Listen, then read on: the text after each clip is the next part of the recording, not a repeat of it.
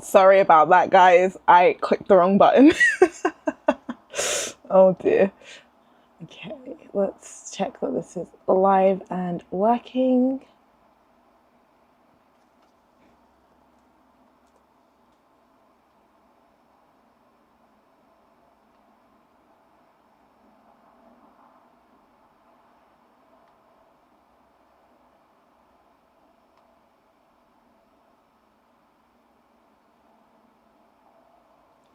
Okay, I think we are officially online. I am so sorry for the confusion.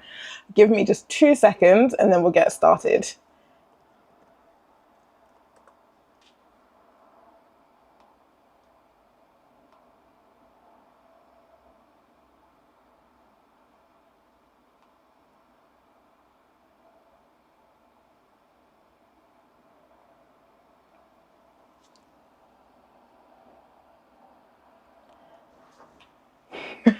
Bless this mess. Honestly, mood. Okay, 3, 2, 1. Hi guys, I'm here. Of course, there's always an issue, isn't there? I accidentally clicked the wrong button, which ended the live as soon as I started it. So we tried again, but we're here. We made it. Hello, welcome. Glad to have you. Thank you for sticking around. Hope all of you are having a great Sunday in your respective time zone. I think it's morning for most of you. So hope this is a good start to your day. 4 a.m. Oh my God, why are you here? You can sleep, you can watch this later. Well, thank you for being here. I hope you slept and you woke up. Wait, no, I hope you didn't sleep. 4 a.m. is a sticky one. I just hope you're okay. Thank you. Thank you. I just did some mini twists because honestly, I'm just so tired of doing my hair. I just need a break. Life is busy right now. Anywho, welcome to officially the post recap live for Adorgate, where I will be answering some of your questions and comments and things like that from the last 2-part series, the 4-hour beast monstrosity that I recently uploaded on my channel. And there are a lot of questions, like you guys had so many things to say. So without further ado, I'm gonna get started. I will say that we're gonna start, oh, someone from South Africa, hi, thank you so much. But yeah, I'm gonna say we're gonna get started with some of the questions first, and then in the middle, I'll do a little bit of reaction time to some of your comments, and then we'll go back into the questions that were submitted. And I also have some announcements at the end of this video, so do stay tuned, or if you have to go and live your life, please come back and check those later. Anyway, let's jump into it. Okay, so the first ones, I've actually tried to organize these a little bit by like putting similar questions or questions on similar things together. But I'm just gonna go through some of like my members' questions and some of the super thanks that you guys left, which thank you, by the way, just to get those out of the way first. And then we'll jump into like each topic, if you will. So the first question we have is honestly a bit more of an opinion piece. Hi Han, can you please address how you see things are likely to unfold, broadly speaking, for NewJeans, Hee-jin, ADOR, etc., both in the courts, the industry, and public opinion/reception? Which, oh my God, this is a very loaded question, and that's why I want to start with it, because I think this is honestly where we all are now. Now that we know the story, the question is what's going to happen next. In my personal opinion, first and foremost, on the legal side, NewJeans is going to lose. That I think should be very obvious from my videos, that I think they don't have any real argument or any legal basis to what they're arguing. In terms of what that's going to mean is technically, remember, this is a lawsuit to prove the validity of the contract, which means that if they lose, the automatic assumption would be that they would rejoin ADOR. And if they decided they still don't want to do that, they would have to pay their way out. The question is, if NewJeans wanted to leave, would they pay? And would ADOR make them pay? And I think the short answer is yes. But I think they'll actually go into settlement. So actually, I don't think it's going to end with them kind of reaching a conclusion. I think it's going to be like, as the NewJeans lawyers have said, like, oh, they're not ready to consider a settlement yet. I think when the time comes, when they like are coming up to the end, the final ruling, they're going to be like, okay, we need to start like getting on our knees and begging. And I feel like ADOR will of course say, oh yes, well, the whole point was to bring you guys back. If they settle outside of court, I imagine they will still have to pay something to ADOR, but that figure won't be disclosed to us and it will be taken out of future earnings. If they don't do that and they lose the case officially and the court orders them to go back to ADOR and they stay in ADOR, I think they have to go on hiatus. And I will talk about this a bit later in some other questions, but I feel like they have to go on hiatus for a significant amount of time before they come back into the public eye, because people do forget, but it takes time. Like right now, I think we're all in the like state of being where when we hear the name NewJeans, we're like, you know, which mood. But at the same time, for them to come back with any value, they have to really like, they need to start with a clean slate, and that needs time. Like, you know, time heals all things sort of thing. Ruby Kabuki said ADOR might put the bulk of damages fees towards Hee-jin since it's her fault. I totally think that's what they're going to do. NewJeans will still have to pay for some things because like Complex Con, NJZ, those are things that on the surface have been done by NewJeans. But, oh, also, I'm so sorry if you guys can hear a bit of like background noise. It's because the window's open. It is hot as balls in Korea. I don't know why, because the temperature's not actually that high today, but it feels hot as hell indoors. So I do apologize. But yeah, I do think NewJeans will still have to pay for some things. Of course, the grander scheme of like tampering and all that kind of stuff, they are definitely going to go after Hee-jin. They're also going to go after like all the people who tried to work with NewJeans in the period of when they were like, oh, we're independent artists. I don't think they will actually go after Complex Con, and that's also a question we'll get to. But maybe like, you know, the employees that were trying to set up brand deals and stuff like that, they're going to take further action than they already have. And who knows, there could be things that we still don't know about either, right? In terms of ADOR also, I would say that by the time all of this ends, NewJeans won't be their top artist. We already know they've done auditions. Honestly, I would be surprised if they don't put out a group by the end of this year / early next year. So by the time this case is over, if we're going, what, 2 years, 2027, that group will already be a year old and hopefully more successful or just as successful as NewJeans. Actually, I do think there's going to be a lot of pressure on that group, the same way there was a lot of pressure on TXT when they debuted after BTS. If ADOR puts out a group that performs just as well or outperforms NewJeans, it's going to be proof that NewJeans had no argument that the company couldn't support them, which would actually be better for the court case for ADOR as well. But on the flip side, if that group doesn't meet people's expectation or is not as good as NewJeans, it's going to be very difficult for them moving forward. For Hee-jin, she's going to lose everything. Personally, I think she's going to lose everything. As we've discussed, even if she gets her stock options payment, the fact is she still owes so many people money and she's being sued for so much money that I don't think it's going to actually matter in the long grand scheme of things. The question is, will she actually be able to go and do something somewhere else? Probably. Honestly, I do think this is not the end of Hee-jin. She still has her very loyal co-conspirators, if you will, you know, Banner, director Shin, all these guys. So I think if she goes overseas like Isuman did, she could absolutely start from zero again. And it's not really zero because she's got those connections. There are still going to be people who blindly support her or support NewJeans and who will want to work with her, even though anybody with common sense wouldn't do that. Not everybody has common sense. So yeah, there's always opportunity. And for the industry as a whole, this is a loaded question. I think Hybe will actually be the first company to implement like a feedback system within the company where idols have like a designated way for for idols to send complaints or communicate before going to legal actions and demands for corrections, all this kind of stuff. And who knows, maybe in 5 to 10 years, that could be an industry standard. Not to say that Hybe is a perfect company, but when it comes to artist care, I do think they are one of the most advanced or most progressive companies. And I think they're going to be learning a lot from this situation and be like, how can we avoid this happening again? Also, like managing company relations, like not letting people be too close personally. I mean, of course you can't stop friendships and stuff from happening at work, but just monitoring when things are looking a bit too close for comfort, if you get what I mean. But yeah, in terms of contracts as well, a lot of people said that from this situation, they feel like idol contracts are going to make it harder for idols to speak up. in essence, yes, I do think contracts will say like, oh, you can't publicly insult the company, or like slander or defamation will be a lot more serious in the contract. But I don't think it's going to become a thing where you cannot send any sort of form of complaint. And obviously you cannot write a contract where people cannot file a legal complaint against you. So I do still think idols will have a way to reach out, but it might be that we go from 0 to 100 real quick, where we don't hear anything for ages, and then suddenly there's like a legal case, and then all the news comes out, or all the stories and things like that. Just my speculation.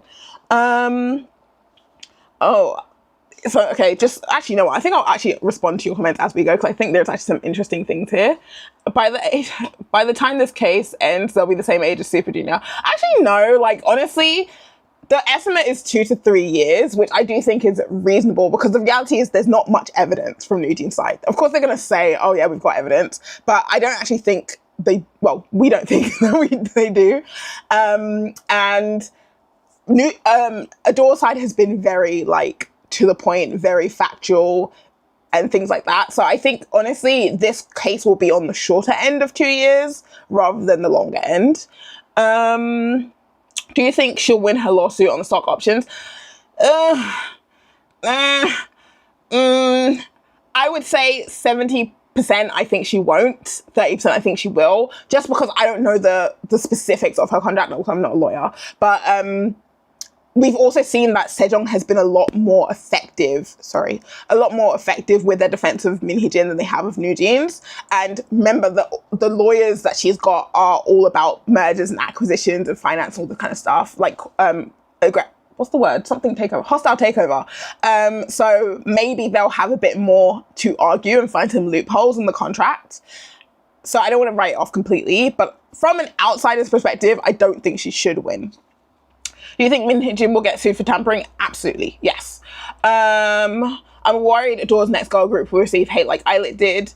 Honestly, I feel like it could be 50-50. Of course, old NewJeans fans, like people who still are like crazy about NewJeans till today, will hate anything that ADOR does moving forward. I actually think for a lot of K-pop fans who are now tired of NewJeans, they'll unintentionally want to support the new group more. So it actually could be a positive, which I see also being the case for Islet too. Like, I can say personally, I felt that way. Like, I don't follow girl groups that much, but when I see Islet, I'm like, oh, let me just leave a little like for you. Oh dear. No point will hate. Yeah, absolutely. Hype just needs to stop hiring ex-FM people, which is actually, we'll talk about that later as well. They need to monitor the behavior between managers and CEOs. Absolutely. How are you? I'm fine, thank you. That's very sweet. A little bit tired. There should be a level of separation between people. Totally agree with you. And future is gel time. Unfortunately, I don't think so. Like, a lot of this stuff, I know people keep saying like, oh, it'd be great if Hee-jin went to jail, which I agree. But unfortunately, even though they're criminal cases, fines are still punishments for criminal cases. It's not always just because it's criminal, you go to jail. So I don't think anybody's going to go to jail from this, unfortunately. Okay, next question was, I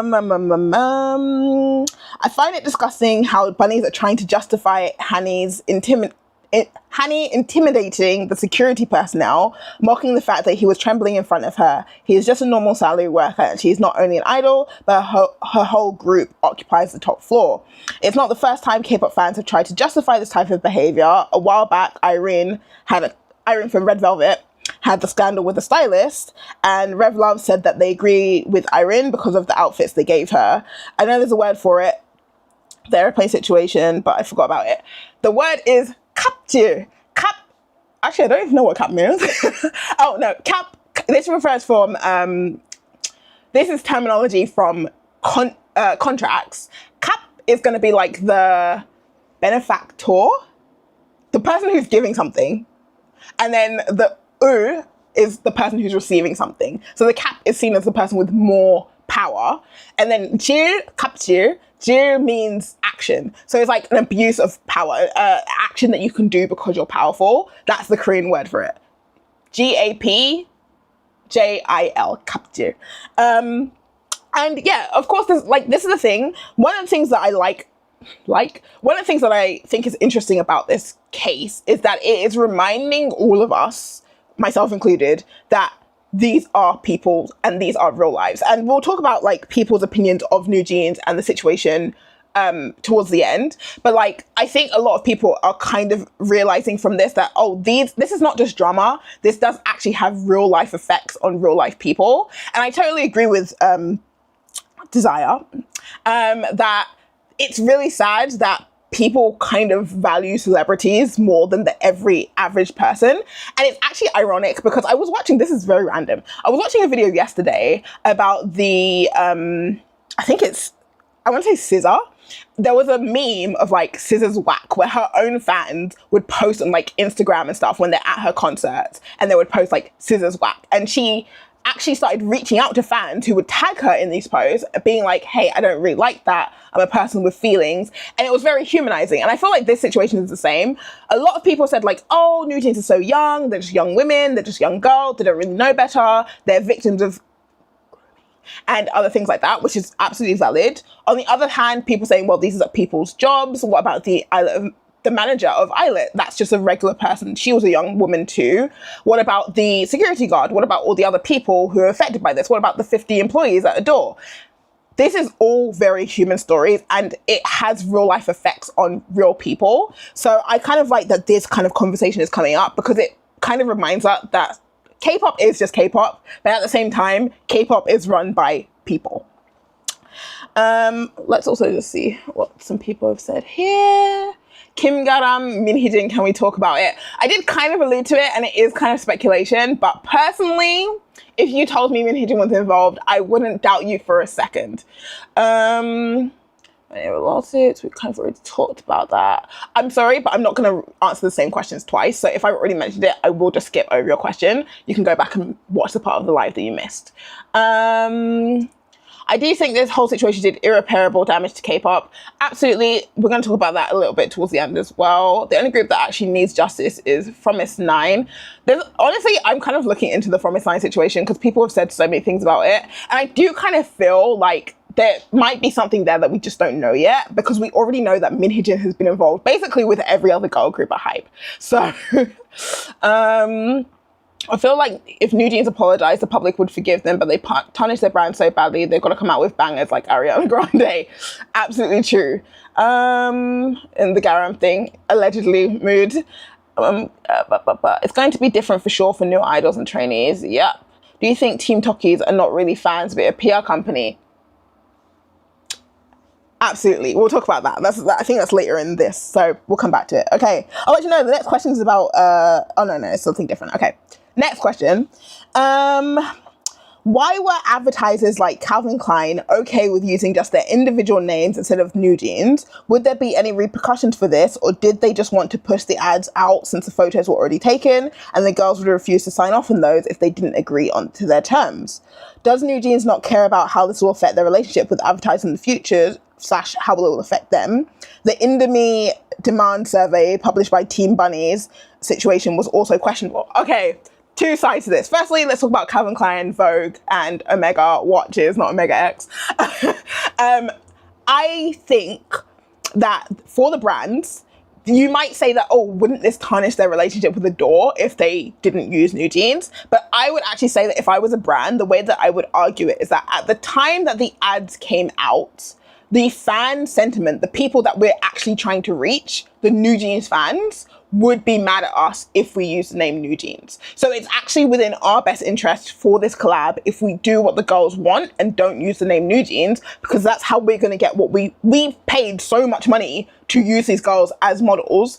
Why would we then go and upset all the people who we're hoping will buy our products? That's who they're appealing to, right? Calvin Klein is not trying to get the average everyday man to buy their stuff. They're trying to get NewJeans fans to buy their stuff. So they need to be appealing to NewJeans fans, which I think is going to be reason enough for them not to use the name NewJeans at that time. Now, in terms of the contract, usually when it comes to IP, you're paying to use something. So in a way, actually, Calvin Klein made a loss because they would have paid for the girls' faces, but they also would have paid for the name NewJeans, which they didn't use. But that's a choice they made. They can't be forced to use something just because they paid for it. So I don't think it's a be-all end-all legally. And I don't think there's any negative repercussion for NewJeans besides maybe being seen as like demanding divas. Like, I'm sure the Calvin Klein staff were like rolling their eyes like, oh, why are we getting caught up in all this? But I don't think there's any legal issues there. Now, Indomie, however, which honestly this is so funny because Indomie is a brand that I grew up with. Indomie is the #1 noodle brand in Nigeria. And I always ate that. Even though I lived in the UK, I always ate Indomie. Delicious. Indomie is an interesting case because seemingly it looks like they shared contractual information with Team Bunnies. Now, somebody just asked, who's behind Team Bunnies? Is it a PR agency? Is it Hee-jin? Personally, I believe it's going to be either and or.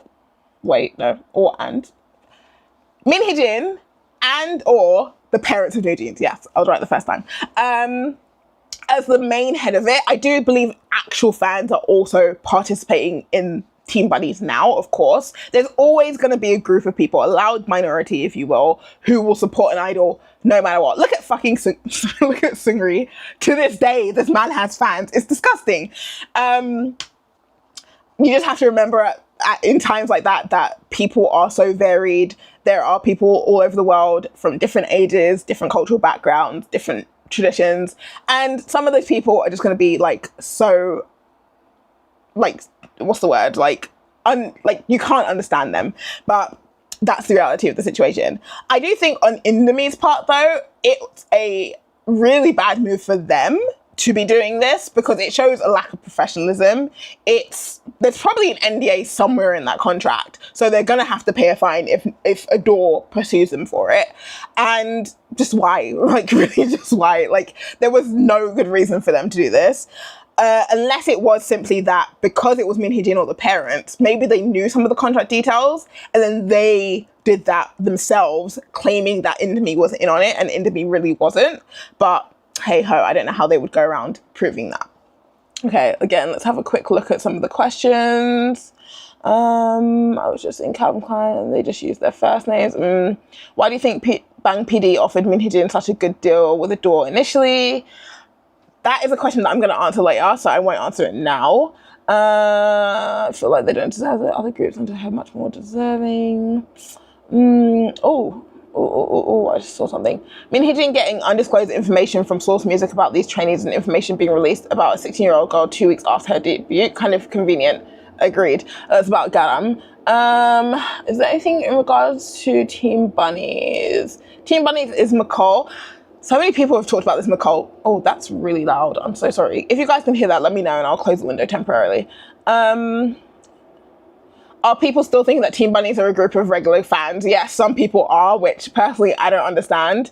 Majority of the fan accounts that are NewJeans fan pages are companies hired for astroturfing. Absolutely agreed with you. Hey Han, I was wondering, do you think at this point any of the members will break away from Hee-jin? Personally, I don't think they will ever, even if they wanted to, because of the sunk cost fallacy. I completely agree with you. I think at the end, if they end up losing, I didn't talk about this. If they end up losing, like completely, the lawsuit is over and they lose, I feel like 1 or 2 members will try and be like, okay, well, we lost, let's just stay. And I think that would be the point where we see NewJeans officially break up and some members will leave. And who knows what the fees for those members will be, because it makes it a little bit harder. If they all leave, the fee is quite easy to calculate. But if some of them leave and some of them stay, that's a whole different situation. So time will tell. Did Indomie think ADOR couldn't handle a demand survey? This is the thing, like, we're all assuming, because we're also trusting Team Bunnies, that Indomie actually did ask for this demand survey. So that's what I was saying, where it could be this thing where they're just saying that that's the case, but they actually just used proprietary information that they had because it was from Hee-jin or the parents. Who knows? Isn't that pretty common for idols, like separating? Yes, it is, but what I mean is just that it means the calculations have to be done again because now they have to think about how much money the remaining members could make if they stay in the company, if they work as soloists, or if they work as a team, or if they do 50-50 thing where they replace the missing members. Like, it just makes the calculations a bit more complicated, not that it can't be done.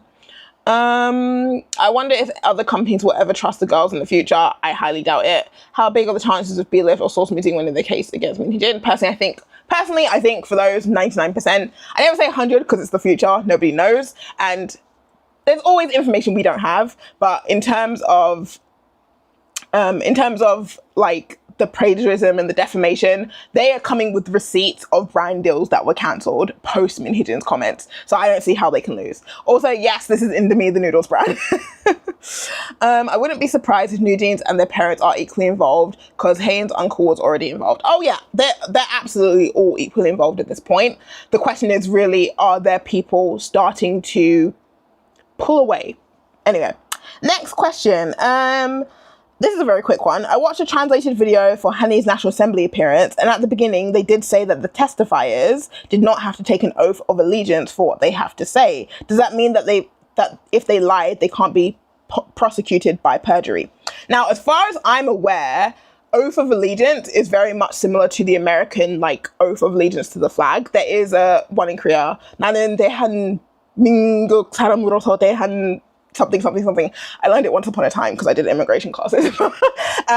Basically, there's a thing where you have to swear to the flag. So I think that's the oath of allegiance. It's basically saying not all of you are Koreans, so we don't require you to be patriotic. I don't think it's the oath of like, I will tell the whole truth and nothing but the truth. I think that's completely separate.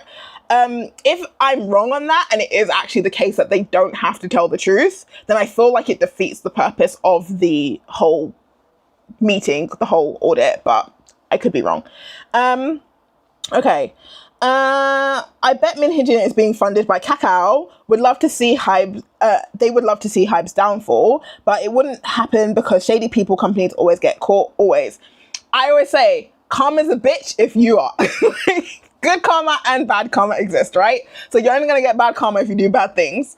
We kind of talked about the conspiracy of like Bana, Kakao, Min Hee-jin, and the anti-Hybe sentiment from SM workers and things like that. So yeah, I think we all kind of agree that Kakao is definitely involved. They're just doing a not the best job, but a decent job at keeping that under wraps or not letting any evidence come out from that. Okay, and the next one we have is, to me, the NewJeans girls never looked caught in anything. They looked exactly as they looked. Parents, mothers, and a father, in collusion with Min Hee-jin, through their willing children, attempting to bite the hand that fed them and steal what they thought they could from a big but new and naive company. Honestly, I would love a psychologist to chime in and analyze all the parties involved. Like, I keep using the phrase Stockholms because that's the best one that I know that I think accurately describes the situation. I do think Min Hee-jin's original plan was not with NewJeans themselves, but I do think over time they've definitely become involved in some degree, maybe not even with her original plan, but with a now secondary plan that they don't even know is supporting her original plan. Whatever the case, they are all working together to leave Hybe and damage Hybe at the same time. That is undisputed. But I think from NewJeans' perspective and from the parents' perspective, they don't have a personal vendetta against Hybe. They just want to get out so they can work with Min Hee-jin. Whereas from Min Hee-jin, she has personal feelings towards Bang Si-hyuk and ex-CEO Park Ji-won and all these other guys, right? So I think the motivation's a little bit different, but absolutely they are all somewhat involved. Okay. I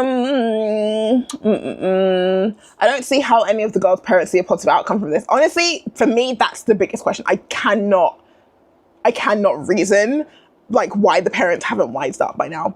The difference is the birthday event was planned by the fandom. Okay. How big an effect will be that the case of manipulation Kakao on Min Hee-jin getting support? I think if you're talking legally, because nothing with Kakao can be proved, I don't think Kakao's going to get dragged into the legal side of this. Unless Min Hee-jin comes forward and says, it was all Kakao, they were funding me, blah, blah, blah, blah, blah. I don't think Kakao's going to get involved in the situation. But we as the audience know that there's smoke coming from all these buildings and it all has the same scent. Anyway, Min Hee-jin must truly do wonders with her mouth to get so many people to her cause. Honestly, but that's honestly... Again, I said this in the past video, if you've met a manipulative person, it's not that surprising. Like, narcissists are expert manipulators. They look for what you value, they look for what you need, and they dangle those things in front of you. Because remember, like, I know to a lot of us, she's like a name, kind of like, oh, there's a bit of legacy behind her. But even from comments you guys have left, I know that a lot of you guys don't know her in detail, even prior to her joining Hybe. So to us, she can feel sometimes it's just like, why, who is this woman that everybody cares so much about? But I can say, as a long-time K-pop fan, that Hee-jin is, for lack of a better word, legendary. Like, there are very few staff members within companies in any... I was supposed to talk about this later, but you know what? We're here now. There's very few people that I can name in this industry who are not, like, actually celebrities themselves. When I think about people I know who are not actually artists, I think of Teddy. I think of course, like the P-Dog and Slow Rabbit, the BTS producers.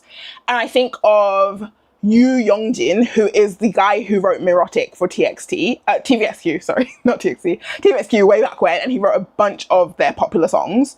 And that's it. And mind you, all of those guys are music producers. Those are the only people I can think of who don't have public personas, who are known by the average K-pop fan, at least were in my generation, should I say. I don't know if you guys still know some of those people now, but yeah, I'm sure most of you guys know Teddy.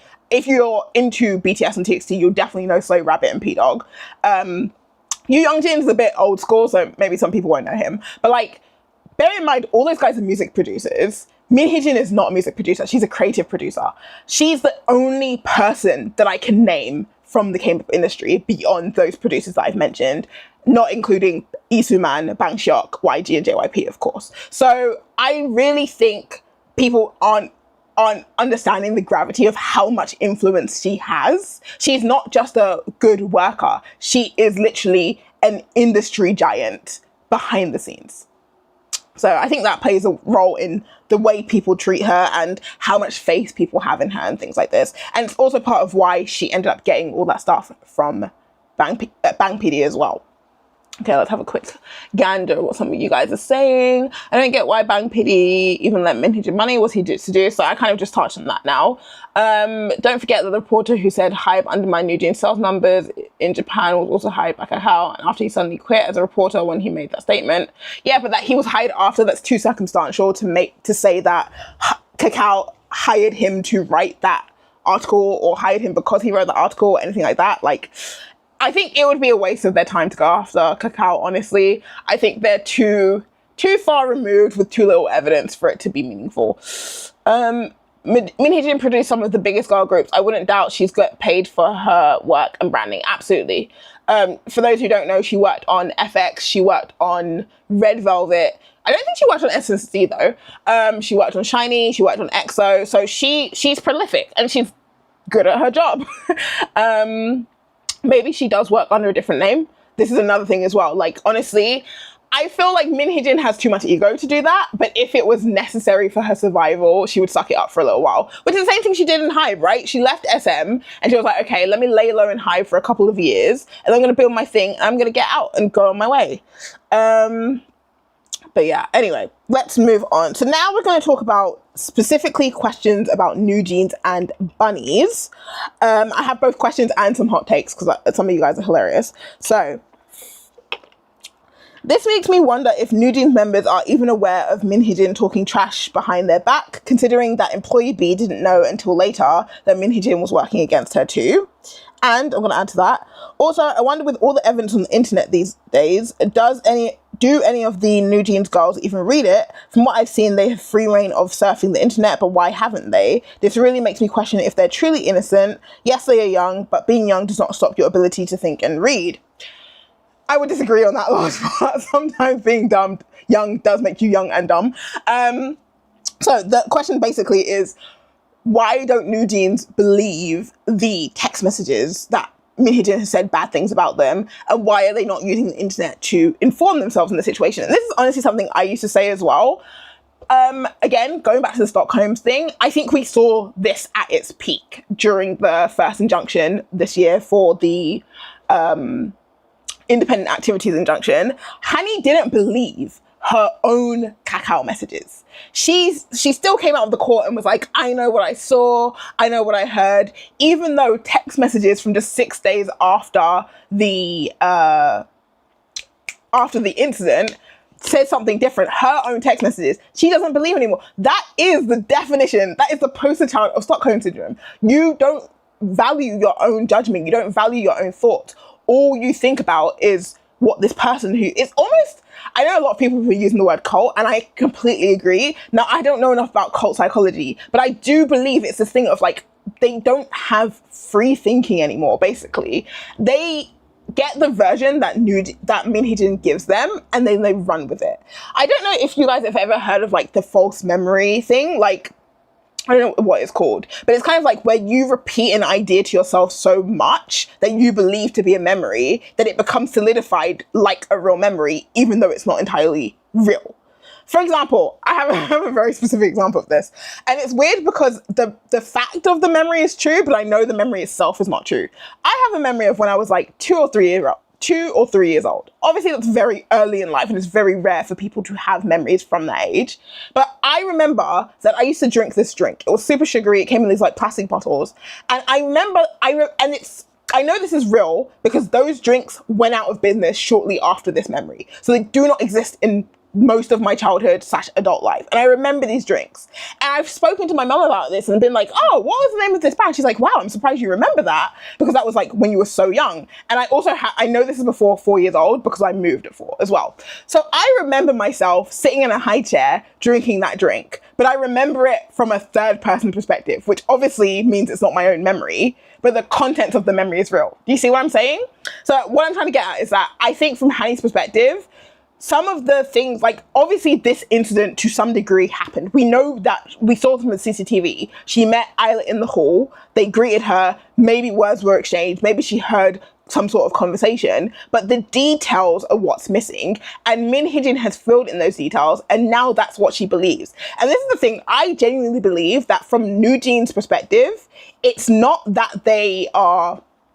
what's the word? Like, of course they're scheming, but I don't think they're doing what they're doing out of malicious intent. I think they genuinely believe their own narrative, which, again, like this person is saying, oh, if you look online, there's plenty of evidence against that. But remember, look at their statements too. Every time anyone says something that doesn't benefit them, they're like, oh, this has to be a hive or a door plant. Like, that's their easy, like, catch all for everything. It's just like, oh, this is fake news. This is fake news. This is Hybe has paid for this. ADOR has paid for this. Like, exactly what this person said. They have been gaslit so bad. Exactly. They are so far gone that they don't really believe anything anymore. They just believe, like, they don't have any of their own free thought. They just take whatever Min Hee-jin gives them and they run with it. That's my personal opinion anyway. Does Hadi really believe what she's saying, or is she just lying? I think she genuinely believes it. Like, it's a lie, but I think she believes it's the truth. That's my personal opinion. Someone who is the same age as NewJeans, young doesn't mean dumb. They know exactly what they're doing. I agree that young doesn't mean dumb, but young can mean dumb. Not every young person is like, I don't believe in the concept of like, oh, intelligence or maturity is age-based, but I could see someone their age being more likely to go down this route. Because remember, they're this age now. They weren't this age when they met Min Hee-jin. Back in 2019 is when 3 or 4 of the members would have met Min Hee-jin back in 2019. That's 6 years ago. So what age were they then is the question. And what have they been fed from then until now? And how has that shaped the way that they perceive everything going on around them? That's what makes them young and dumb. Okay. I've seen buddies think that the editing in Norgate messages came from ADOR, even though it was NewJeans' side who submitted it. Exactly. There's also people who are still claiming that the CCTV is from the wrong day, even though we have the evidence. This is a prime example. Hani said it was the day that did the Busan University performance. That day, Eilert wasn't even in the country. It was the day before. This is how you'd mix up details of things that you know. It's like a half truth and a half lie, but it makes the whole story untrue. Let's see if there's anything else. There's a conversation about bipolar disorder, but I've missed it, so I'm so sorry. Hey, just hopping in to say thank you for... Thank you for the long NewJeans videos. I watched them these past few days and wanted to compliment how well you made them. Truly some of the best K-pop. Thank you. You guys are so sweet. Thank you. I'm glad you guys enjoyed them. I'm glad they were helpful.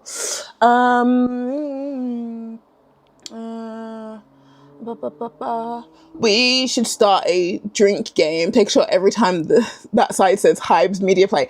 Honestly, I think we would all die from alcohol poisoning, so I don't condone that. It's not my idea, and I don't, guys, don't do it. I want you guys to live long, healthy lives, okay? As someone the same age as the older members, I think it's manipulated and success driven. I personally think it's less so young and dumb and more so young and huge ego, which honestly, okay, I guess it depends on how we're defining dumb, but I completely agree with you. Like, it's age can, not always does, can affect the way you perceive things. It affects your personal image. It affects how well you understand other people. There's also cultural and upbringing things like related to that as well, childhood exposures, etc., etc. But I think, honestly, I will say what I think it is as well. At that age, it's lack of like long-term thinking. And this is somewhat a stereotype of Gen Z, and I'm saying it's a stereotype, meaning it's not all young people, but there is also that thing of like immediate gratification as well. I don't think NewJeans are thinking in the long game. I'm thinking they're feeling to themselves, this is how we feel now. We think this is right, and therefore we are willing to do whatever it takes to prove that, even if it has consequences down the line, because we'll cross that bridge when we get to it, which is what my mum always says. Cross that bridge when we get to it. But unfortunately, in life, you have to think forward. You have to make sacrifices now for a better future. And I just feel like NewJeans do not have that forethinking, which is where you bring the parents into it. And then you say, why aren't you giving them better guidance? For me personally, if we're talking the blame game, number one is without doubt, unequivocally, Hee-jin. She is responsible for all of this. If she never came into the picture, we would not be here. Second is the parents, because they have lived long enough and they should have enough common sense / life experience to guide their daughters and give them better instruction. Like, of course, we don't actually know how many parents and to what extent they are supporting all of this. But from what we've seen, it seems like a lot of them do support this, like the mothers meeting Hee-jin and her lawyer, and things like that. Even the Haeun's uncle helping them, and the disputes between parents showing that at least some of the parents are still strongly in favor of this. I really feel like they have to be number two when it comes to responsibility. And then finally is NewJeans, because no matter how much you say they were groomed or manipulated or whatever the case may be, they have to take personal accountability. That's something that I personally believe. We all have accountability for our actions, because no matter what your intentions were, actions have consequences. So, oh dear. Personally, I think that when you become a K-pop trainee at a young age, you almost always become out of touch. We see it all the time in the industry, and NewJeans is a perfect example. I feel like I don't want to generalize like that, because I do feel like it depends on the person. Absolutely, there are people like this, but I also think there's a disposition part there too. Like, I look at people like Subin, for example, someone who is talented, he's conventionally attractive, he's one of the most popular members in the group, regardless of locale, and he still expresses that he feels like a lack of confidence and stuff like that. Like, I do think there's personal elements to that too, and you could find extremes on both ends of it. But yes, obviously the environment of being rich, young and famous does something to some people. And I know actually one really, really rich person who is exactly like NewJeans, and she and I do not get along. She's a family friend. Anyway, I guess you could be good, but also cause harm on your own. Exactly. I use the example of being stabbed and then twisting the knife yourself. Who killed you?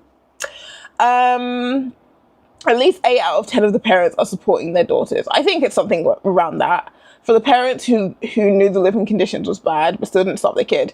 The whole thing about like, oh, she was in like a cockroach infested apartment. You sent her there. Like, I'm sorry, what did you think she was going to be living as a K-pop idol? Like, they knew what they were getting into, which is why also their criticisms of the K-pop industry also really irritate me. But let's not get too off track, okay?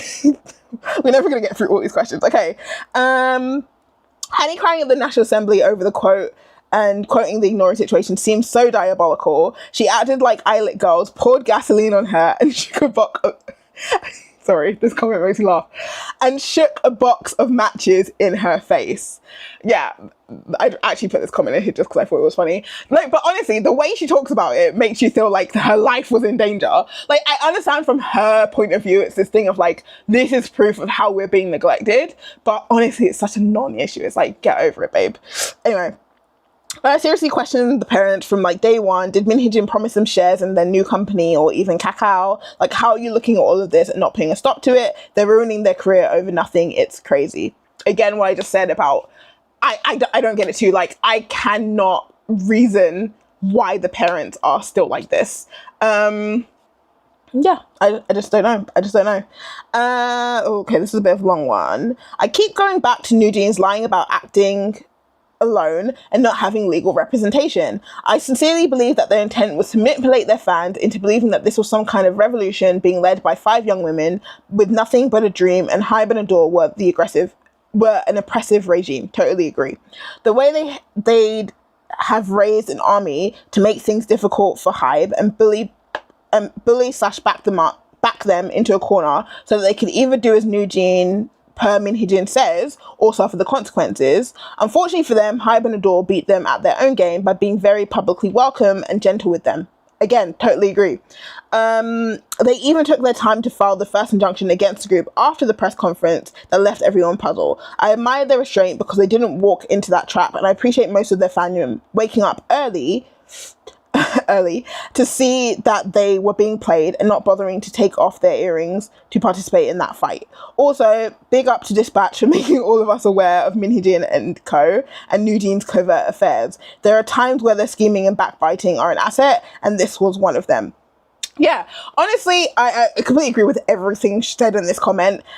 ADOR and Hybe have been very slow to act, but that has only served them because they always act in a way that's hard to criticize. Like, they could have gone straight to termination. They could have sued everybody and anybody who's even looked in NewJeans' direction. They could have been way harsher than they have been, and they're not, because it's proving the point that objectively, if you're looking at it from the outside in, Hybe is not an aggressor here. ADOR is not an aggressor.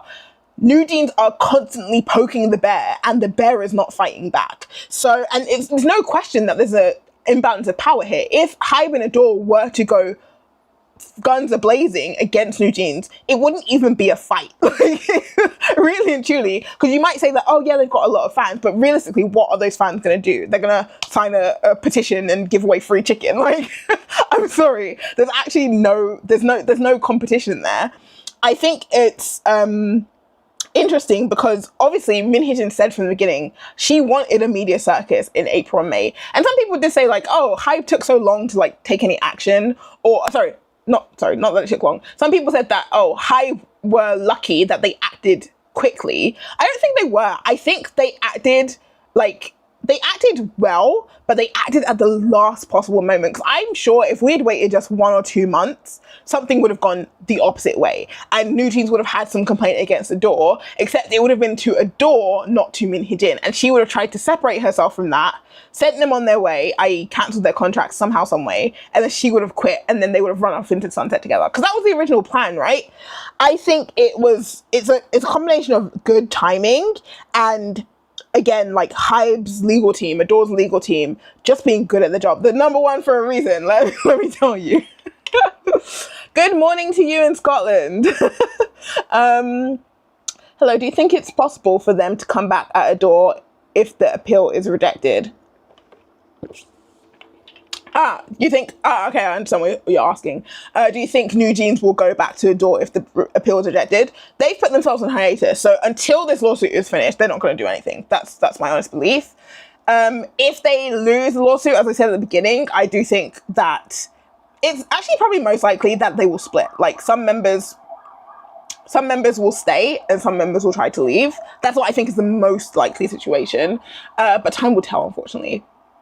I'm trying to see if anybody replies to my comment about the young K-pop trainees. Do you think there's a chance that a member will break off like 50-50? Do you think there's a chance that a member will break off like 50-50, or do you think that everyone is going down with the ship?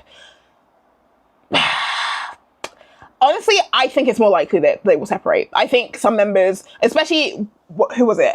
Hee-jin's mum, the fourth youngest member's mum, being the one who got her into source music, being supposedly against the lawsuit as well. I think one or two of them will have parents smart enough to say, we have to stop now. Like, this is, I personally think they've already gone past the point of no return. Even if they come back in some capacity, it will never be the NewJeans that we knew.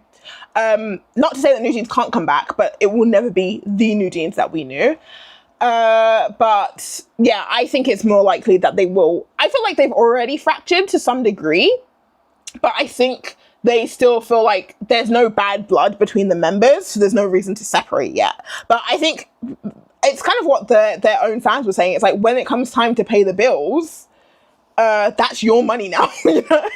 It's very easy to say, it's very easy to say, like, oh, we're going to stick together. But when the actual check comes, it's like, oh, I left my wallet at home, and yeah, things are going to change up.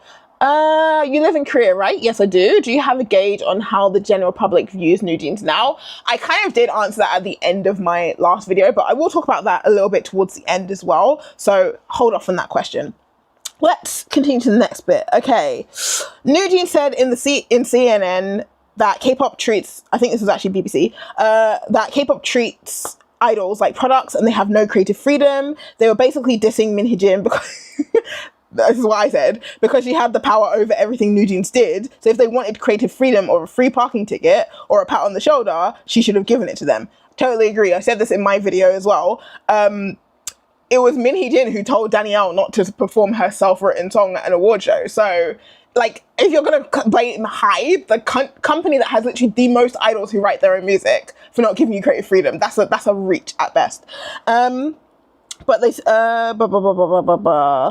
said she didn't. So it's Hee-jin and ADOR, not Hybe, who failed them in that area. Also saying that about Hybe, who has BTS and SVT who write their own music, is crazy. Exactly. Other labels are way worse.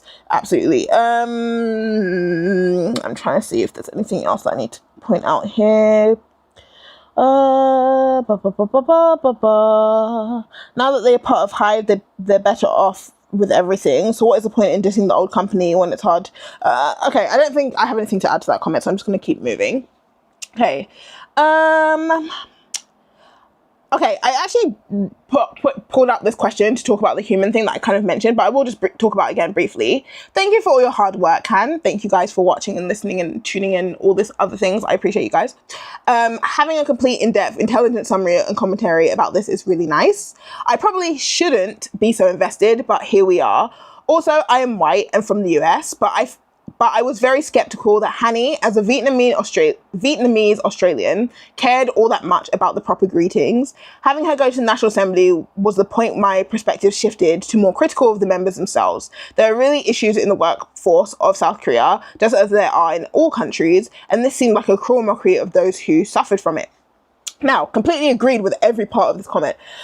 Firstly, shouldn't be invested. That's the air quotes is written by this person. I disagree. I think we should be invested. And this is why I'm talking about this topic. I think it matters. Again, there is a human side to this. These are things that affect real people. I've also talked in my last live about how this affects the wider K-pop industry. I actually think that will be my next video on this before we get back into the timeline of drama and legal stuff. Like, I've been putting that video off for ages, and I really do want to talk about it because it's the most important part of this.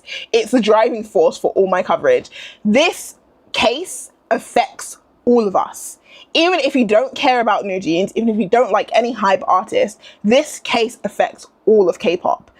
It is very important that we are clued in and keyed into what is happening, because ultimately, we as the audience, we as the consumers, we as the customers also have power. Like, if we work together and we say, I can't think of an example off the top of my head right now, but there are so many situations where fans have banded together to express opinion or an idea to the company, where they've boycotted a product or where they've protested at some sort of event. Like, there are so many ways that we as fans can make our voice heard. And this case is something that we all have to care about, because, like people have brought up, Islet and the Seraphim don't deserve the attention, the bad attention that they've gotten from this case.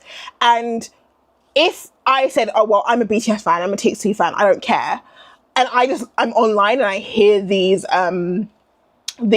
comments, that's going to change my opinion of Islet, and it's going to change my opinion of the Seraphim. And you might say, well, in the grand scheme of things, that doesn't really matter.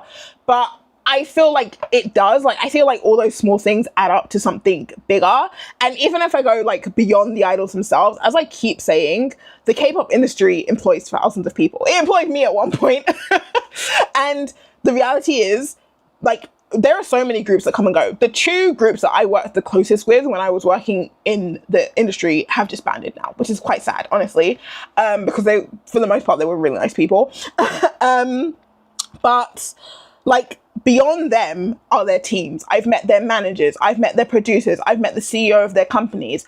I was in my company with all my co-workers. I met the people that I communicated with the people that we worked with overseas or in different companies. Like we used developers from other other agencies and things like that. So like, there are so many people that goes into producing a single artist or making the K-pop industry as we know it run. And it's so easy to say this is idol drama, but when it trickles down, the people who suffer the most are the staff. Actually, it is the staff. So I do want us to care about things like this, not just because it's hot tea and it's interesting, but also because there are people behind the scenes who get hurt from these things, and that's their real lives, their real livelihoods. That's just my personal thing. Also, personally, as a Black person, I don't just prescribe to the whole "you're white so you can't talk about race issues" thing. I completely believe what you said is valid about Hani being Vietnamese Australian. She doesn't have that cultural background to care about these greetings, which, yes, you can learn a culture when you live in it, and I do believe when in Rome as the Romans, but I think she's making a much bigger deal out of it than it's actually necessary. Also, from her Kakao messages, it seemed like she didn't care at first, and as time has gone on, she started to care, probably because she was encouraged to by me and Hee-jin. Just my personal opinion. And yeah, again as well, the workforce in Korea. I think most of you guys know, but I work in a business English hagwon right now. So most of my students are actually older than me, 30s, 40s, 50s. And we always joke that we actually should be charging therapy rates because we're more therapists than we are just English teachers, because my goodness, some of the trauma dumps that I hear at work, like people come to my office to crash out. It's great. But yeah, I totally agree with you. Like, people are really suffering in the Korean workplace. It's not an easy environment to be in. And yeah, I agree. It's sad that they got to take the place of people who should have had more to say. Anyway, okay, let's have a quick gander at some comments and then we'll move on. Looks like you guys are having a conversation. I'm not going to butt in there, but I like that. You guys communicate with each other. We're a community over here. I think if all the fandoms come together, they can boycott toxic fandoms. One toxic fandom can ruin it for other fans. I totally agree. This is exactly what I'm saying. So many people like to downplay the scope of everything that's occurring, but the truth is But the truth is that every aspect of the industry is going to change, and sadly, probably for the worse. Yeah, for the most part. Yunjin said that she has been, Yunjin actually, said that she's been browsing through comments, just really looking for some kindness. So I've taken to writing nice comments for the Seraphim and Islet. And this is the other thing as well. Like, again, it's so easy to say that, oh, this is just drama. But when one of these idols unalives themselves, suddenly the whole industry is like, look, these are the problems wrong with K-pop. Well, you didn't care when the problem was presenting itself. You only cared when the consequence of the problem happened. This is why it's important for us to key into these things early on, not when something tragic happened. What do you think about Made in Gao or Fantasy Boy situation not getting attention as much as this case? This is actually a comment that I have in here, but I'll talk about it now since we're here. I think it's so sad. Like, honestly speaking, I don't actually know Gaon's case like in detail. I know that she's complained about sexual or assault from her CEO. And it also reminds me of the Omega X case like 2 or 3 years ago. And I know Fantasy Boys are doing like the whole like SOS hand signal thing. Like, I've seen all of it on my timeline, and I'm trying to keen to those stories. I will also talk about why I haven't talked about those as much towards the end. But yeah, I think it's so sad. I said this before. This actually reminds me of a comment that somebody made on my last live, that not my last live, on the premiere of the second part of the recap that I wanted to touch on. They said, so in that video, I talked about how it was hypocritical for NewJeans. That's an airplane, I'm sorry.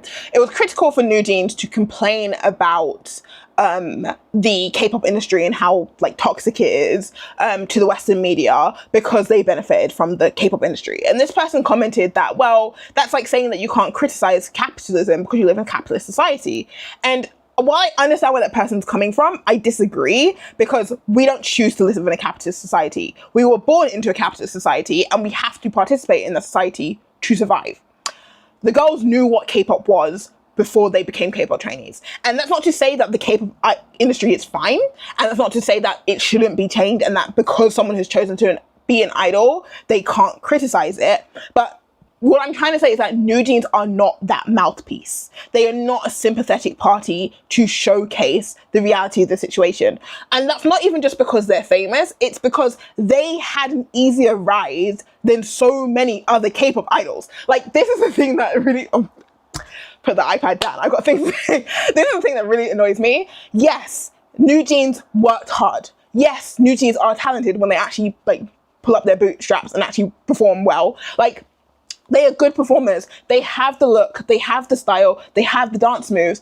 But we have to be realistic about the environment in which NewJeans were formed. If anybody in NewJeans is going to talk about the K-pop struggle, I could maybe give it to Minji, because she was there long before Source was a big company, long before Source was part of Big Hit and then part of Hype, and then before she joined ADOR. Okay, and yes, it is her parents who are complaining about the cockroach things, but as I already explained in my previous videos, the cockroach thing is really not a big thing. And also, you still knew about that before you sent your daughter there.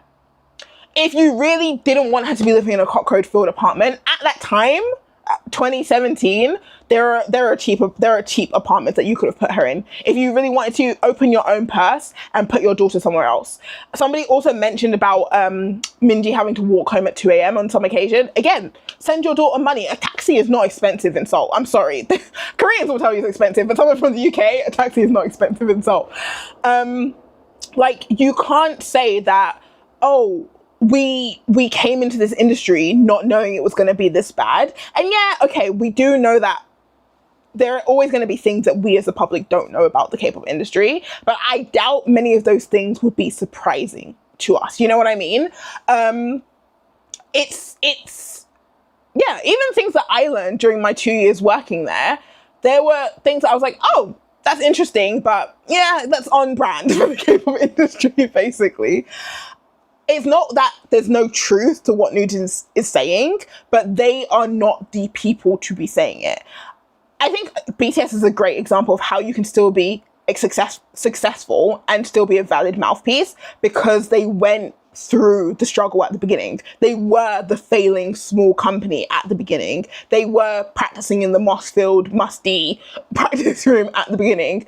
They were choosing between eating or taking the bus home at the beginning. So they've gone from the lowest low to the highest high, and they've experienced everything in between. And this is something that Yoongi often talks about, is that how he wants to create a better environment.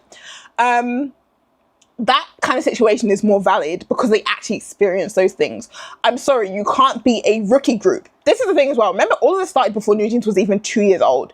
A rookie group living in a luxury apartment in Gangnam, something that even idols to this day, idols who's older than you are still not doing, and then complaining about, oh, my accommodation.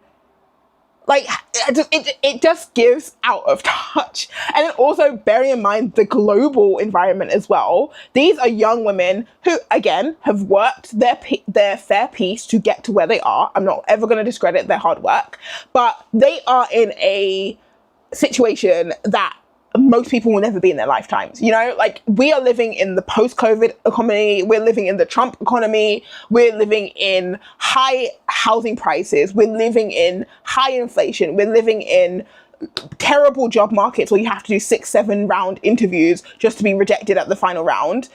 like people their age and even older than them are struggling to live, and you're complaining about, oh, I had to stay in a cockroach infested practice room for like a year so that I could become a millionaire. Bitch, if someone was going to give me $1 million to live in a cockroach infected apartment, those cockroaches would be my pets by the end of it. Like, I'm sorry, you're not sympathetic. Yeah. Anyway, I don't want to rant too much on this because there's so many other questions to get through. But it's not that NewJeans don't have valid points. It's just that they are not the person to be making those points. And also those points are not relevant to the situation that is happening now. Anyway, let's have a quick look at some of the things. In my opinion, NewJeans were mistreated by Hee-jin. They're suing the wrong person. Totally agree with you. Oh my goodness. The problem is none of the K-pop issues, distorted eating, etc. is K-pop exclusive. This is the other thing. Absolutely. And also none of this is in their court complaints. Exactly. Because also, when were they experiencing these things? When they were under Hee-jin. Imagine how they have hindered their own career because of, in my opinion, misguidance. Totally agree with you. And didn't at least protest against their fans bullying those truly saddening. This is the thing as well. If NewJeans had stood up and said, okay, this situation happened, or I believe it happened, but don't go and send hate to Eyelet or call out the fans, hey, I saw you guys in the live stream, don't do that, or something like that. So many people would agree with them. Yeah.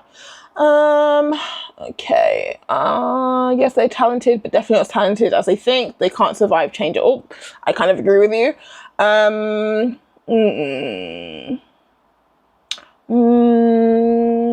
As a Rev Love, NewJeans talking about them being at a disadvantage and mistreated made me stop being a bunny, especially with what Wendy and Yeri went through. This is what I'm talking about. Like, there's so many examples of people who've had it worse. And I don't like the whole like struggle Olympics thing either, where it's like, oh, well, because you broke your leg, my paper cut doesn't hurt. Yeah, that's not the case. But again, you're not this revolutionary standing up. It's like someone with a broken leg standing up and talking for disabled rights. You're temporarily disabled, if we can even call it that. You're temporarily not fully abled, but you're not disabled. You know what I mean? Like, the context, it's just giving tone deaf again. I think it was J-Hope who said he'd rather join the army again over being a trainee. Considering the fact that most Korean men would rather die than go back to the military, that should tell you something. Anyway, let's get back to the questions. Okay, next section is all about Hee-jin. I think we're gonna have to run through this because we're taking a lot longer than I anticipated. I wonder if this is history repeating itself for Hee-jin. Bang Seok participated in debuting Eyelet. So in Min's mind, it's her band against Bang Seok's band again, like when she was at SM and it was EXO versus HYBE. History will repeat itself because her entire strategy is based on lies and manipulation. Yeah, I totally agree with this. Not only is it like Eyelet, Bang Seok's group, but I think personally she sees all groups within HYBE as enemies, because remember, she was supposed to be the first. So the fact that she's not the first means she should be the last as far as she's concerned. Also, bearing in mind that Bang Seok, I can't say his name, Bang has had issues with girl groups in the past. I think she wanted to have the kind of like pride of saying, look, I managed to do the thing that even the Big Bang couldn't do, kind of thing, you know? Can you talk about how the human rights angle, which has been brought up for some time now, human rights angle? I'm not 100% sure what you're referring to, Bomb You Love One. So if you could elaborate, I'll try and talk about that. Did any BTS member ever support NewJeans or Hee-jin? Okay, let's clear this air as an army. Okay. Jungkook, back in September, when NewJeans did their first live stream, Jungkook did put up 2 Instagram posts. One of them saying, stop using them, and one of them showing the 5 heart colors. I think it was hearts in the colors that are associated with the NewJeans members. So he was showing that he supports NewJeans in the essence of, I support the artist and the artist should not face any backlash from the situation. And the don't stop using them was directed at Hee-jin, saying stop using these girls to fight your battle, because at this point, remember, it was just a battle between Hee-jin and Hybe. So that's the most support we've seen for NewJeans from any of the BTS members. And then yes, Tae V worked with Hee-jin for his album. She did the creative direction on his album. Again, as I've discussed, she's good at her job. I don't think that means that they have any sort of like special personal relationship. She did try to say that he had messaged her during the army to support her, but that was very soon figured to be a lie, because the time that she was saying he messaged her was a time where he would not even have his phone. So yeah, there's like fixed hours where you can use your phone. So that was that basically. So yeah, that's that. Bang sounds like a billionaire CEO giving perks to a low-level employee, aka a sugar daddy over here giving Min whatever she wanted to make her happy. Would explain the whole battle if the relationship started that way. Give a whole new meaning to Hybe. We believe in family. Papa Bang and Mama Min and the Hybe family. I don't agree. I think I've already discussed at length how Hee-jin is more legendary than we give her credit for being. I think on Bang PD's perspective, honestly, in defense of Bang PD, let me go there. I do think people have given him a little bit too much slack for this situation. He's a businessman, and part of business is big risk, big reward, right? And unfortunately, this was a big risk, and the reward didn't come, or the payout didn't really work out the way it did. I mean, in essence, before this happened, it was working. He brought in this amazing brand creative director. She did her job. She created a girl group, even though that was not what she was specifically hired to do. She did something good that was beneficial to the company. And if she had never started her management takeover, that would have been a good choice by Bang. Which is probably why he invested in it, probably why he put his personal money in there. And mind you, that's a loan, like a personal loan. So she still does have to pay that back. It's not a loss to him. It's an investment. It just turns out that investment didn't work well.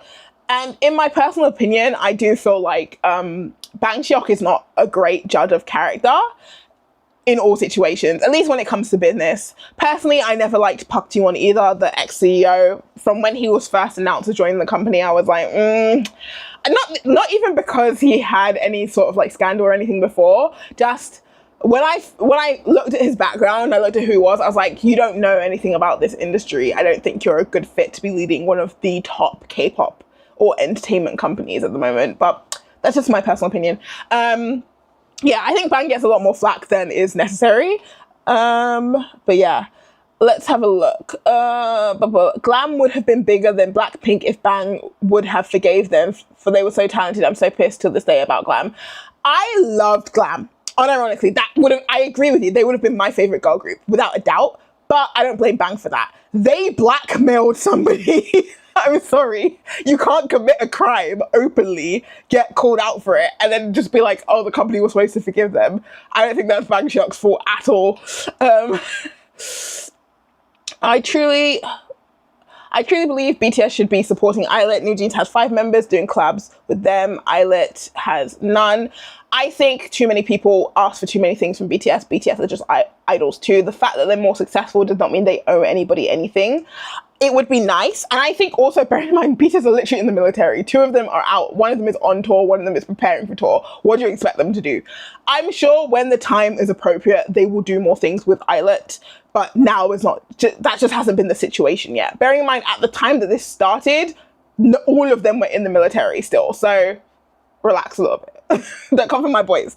Anyway, Bunny is saying the core codes violates NewJeans human rights and will use it if they lose the appeal. Bunnies talk a lot of shit. Like, honestly, I don't think what human right? The human right not to be sued for breaking the law? Like what? I don't understand that argument. I'm sorry. Not saying forgive them, of course, but committing a crime, but the whole group suffered because of 2 members. Yeah, but the thing is, what happens if those 2 members leave? It's not the same Glam that we know. I do think Bang Seok shouldn't have given up on girl groups in general. I think he should have, like you said, maybe kept the leftover members, rebranded, made a new group, or tried with something else.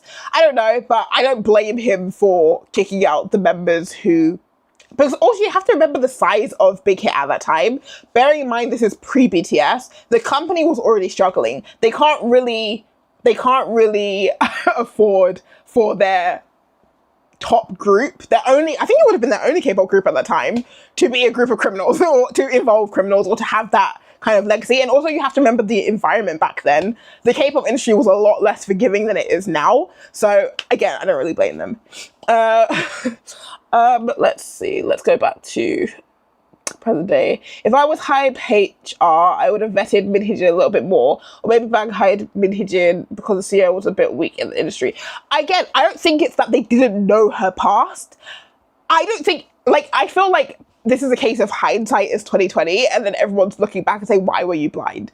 How was anybody supposed to know that her reason for joining HYBE was to try and build a brand? Bearing in mind she wasn't hired to be a CEO. Nobody would have expected that her goal was to build her own company, make a popular girl group, and then usurp them out of the company. Like, how was anybody supposed to know that at the time they hired her? I feel like that's a very unrealistic ask. Bang's big mistake was hiring Min Hee-jin. Like, what the fuck was he thinking?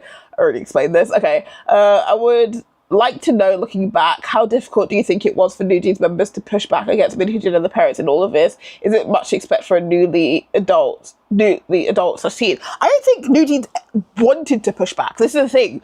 I feel like when all the adults around you are telling you that this is right, you're not going to argue with them. Because, like, how many 16, 17, 18-year-olds do you know are well-versed in the law? Like, that's the part where I don't really blame them. Yeah, anyway. Yeah, I'm not surprised how Bang PD still doesn't have girl group trauma. And this is the thing, like, honestly, I think it's sad because I think, like, if he did go in with a girl group, he could still have done something amazing with them. But I fully agree. Like, literally every girl group he's touched has had trouble. I feel so bad for the man, honestly, because he's good at what he does too. Like, honestly, even pre-BTS, I have liked every artist that Bangkok has worked on. I don't know, we just have similar taste in music. No, anyway, excuse me. This whole plan is so embarrassingly transparent. I don't know how anyone involved thought they could get away with it. I guess the Davolink dude gets points for seeing through it immediately. He didn't know, he got burned, and that's when he came out. And only because he didn't vibe with Min Hee-jin. Oh, I see what you mean. Yeah, he said that he didn't like her vibe. And had an ill opinion of her from their first meeting, which goes to show that everybody under the spell becomes dumb as fuck. But how can all of these big grown people look at this cheap evil villain plot and think, good idea? And then, when the text message exposed that obviously anything gets leaked, they still proceed forward. This amount of mass idiocy needs to be studied because I am flabbergasted.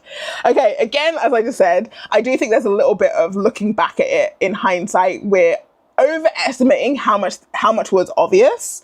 Also, I think there are still parts of this plan that we don't know. Like, I'm sure the 3 investors that we know of are not the only investors that she met. I'm sure she has more backers like Kakao and things like that we can't prove, even if we suspect. And I'm sure there's so much more going on behind the scenes. And then there's also this thing of, like, almost, starstruck is not the right word. Excuse me. Oh, allergies, man. You know when you respect someone so much that even if they say something that you don't really agree with or you don't really understand, you're kind of like, okay, let me just trust them because this is their area of expertise. I can kind of see the parents being like, okay, this seems risky, but she seems very sure of herself. She's got almost 30 years of experience in this industry. Let's just follow her through and see where this goes, because at the end of the day, this is the other thing as well. People always think, and this is very misguided, but a lot of people think that, oh, if I'm not the mastermind, I can always just switch sides and point the finger. And it's like, no, you're still an accomplice to a certain degree. But a lot of people do think that, oh, I can be the snitch or something, and then I'll get some, what's that legal thing when they kind of give you, like, immunity? That's the one. I don't know. I can't put my mind in the mind of these people. I do think it's not as obvious as we think it is, but yeah, I definitely think at some point between when it became public and now, people have had enough to turn around and be like, maybe this isn't a good idea. Okay. I think one question I have is how was Hee-jin able to be working at Source Music and cause so much harm? Like, how did she get so many employees, the trainees, and Source Music was just like, okay, despite the fact that Hee-jin was supposedly working on their girl group? Was that not like illegal in some way? Did no one at Source Music protest or have any legal battle because of it? Were her actions and plan done in secret, or was it public knowledge? Do you know? Because that baffles me so much. I truly believe that what she is trying to do now is no different from what she did to Source Music. She took the talent and staff of a company to level herself up as being CEO of a label under Hype, with the help of investment money from Bang PD. Not satisfied with that, she's now trying to take the talent and staff from ADOR to level herself up as the owner of a new company with other investors. This should go down in history as the Hee-jin method. Okay. Great question. Firstly, in terms of the Source Music side, so in terms of her taking NewJeans out of Source Music, somehow, some way, Bang Hyuk agreed to that. Don't know what that, honestly, for me, that's the part where I questioned his judgment, and I was like, why though? Like, was it necessary for her to have a whole new company? She was already making the group from a blank slate. Like, I feel like that's a bit weird, but somehow, some way, Bang agreed, and CEO So of Source Music agreed to. Maybe it was the rice cakes from the shaman. Maybe that's how. Who knows? But in terms of the staff, I did kind of discuss this before. I think it's up to the individual. Because if we look at this again I think the reason this confuses people is because they all share a building. But these labels are different companies. And in theory, if they were all in different buildings, it would be easier to understand how it's up to an individual employee. If I say I want to quit Source and get hired at ADOR, if they gave me a job offer. A lot of companies do hire internally, even when it's parent companies and subsidiaries. They do put job offers up internally first before they put them up publicly. So I could also see it being this thing of like ADOR's doing open hiring, but Hee-jin has already spoken to each of these staff members and be like, if you come to my company, if you apply, I'll definitely hire you, sort of thing, you know? So yeah, I can see it being that kind of thing. And ultimately, if someone wants to quit their job, you can't really stop them. So I think that's how the staff were able to leave to go to ADOR. But why they let her have the trainees? Again, I think those rice cakes were going crazy. Honestly, I keep saying that the shaman is winning the most because she got paid, she did her job, she got a great advertisement, and she's gone in the wind. Anyway, in terms of the second part, the Hee-jin method, yeah, I completely agree with you. I think that's what she's doing. She said in her Hyundai card lecture that she joined Hype because they had resources. So for me, even though she says like, oh, I never had any intention to start my own business, she actually said no. She specifically said, I don't want to start my own business because I don't want to invest my own money, but I also don't want to be a freelancer because I want security, but I also don't want to work as an employee because I don't want to take orders. That's what she said herself in the same talk. So in essence, she's figured out a way. She's like, okay, let me start as an employee, get to myself to a point where I'm getting money from this job, and then use that to start my own thing without investing any of my own coin. She did exactly what she said she was going to do. It's just unfortunate she didn't say that she was going to do that until it was too late. So, yeah, anyway. Okay, let's have a quick gander at some of these comments. I do apologize for sniffing. My allergies are going a bit mad right now. Okay.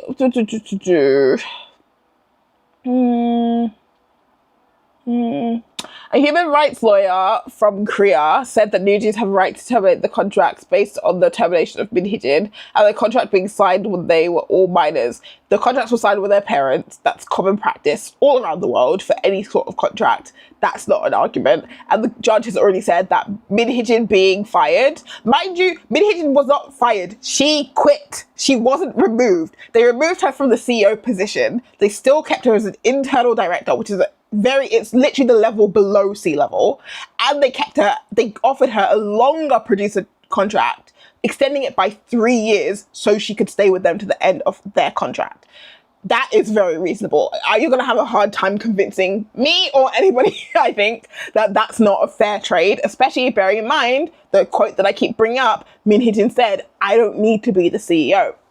also the judge mentioned that it was not stipulated in their contract that Min Hee-jin had to be the head of ADOR at the time, nor did any of them join HYBE with the intention of working with Min Hee-jin. So that is not grounds for termination. This lawyer, whoever he or she is, or they,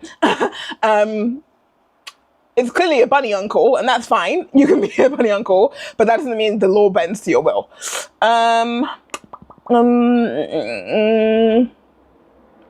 Min Hee-jin has given me the ick since I first heard of her involvement with SHINee and NCT Dream, discussing that they hire someone who who loves, I can't say that word on YouTube, child diddling core as a creative concept.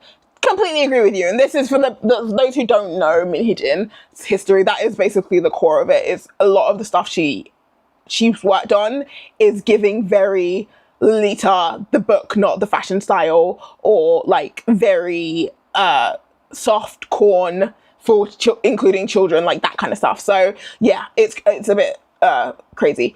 Yeah,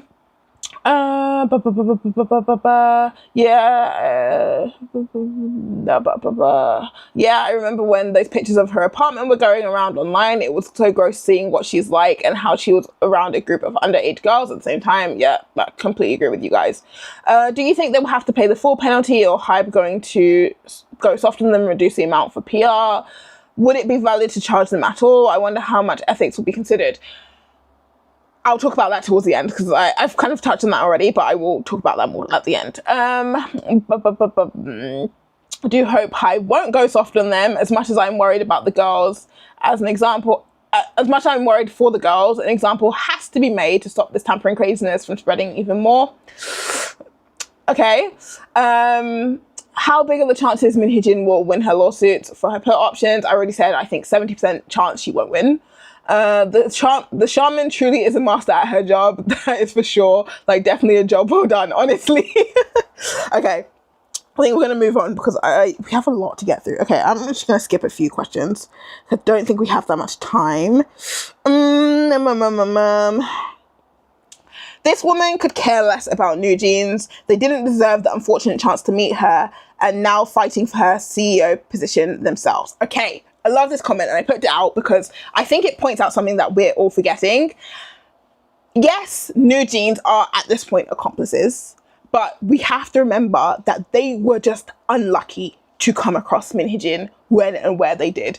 If it was not them, it would have been anybody else. And people do have this tendency to talk about it as if they have been colluding with her from the jump. But no, unfortunately, it's just they were in the wrong place at the wrong time, and they came across the wrong person. And unfortunately, that person is someone who is firstly experienced working with children, secondly very manipulative, and thirdly a narcissist with incredible ambition.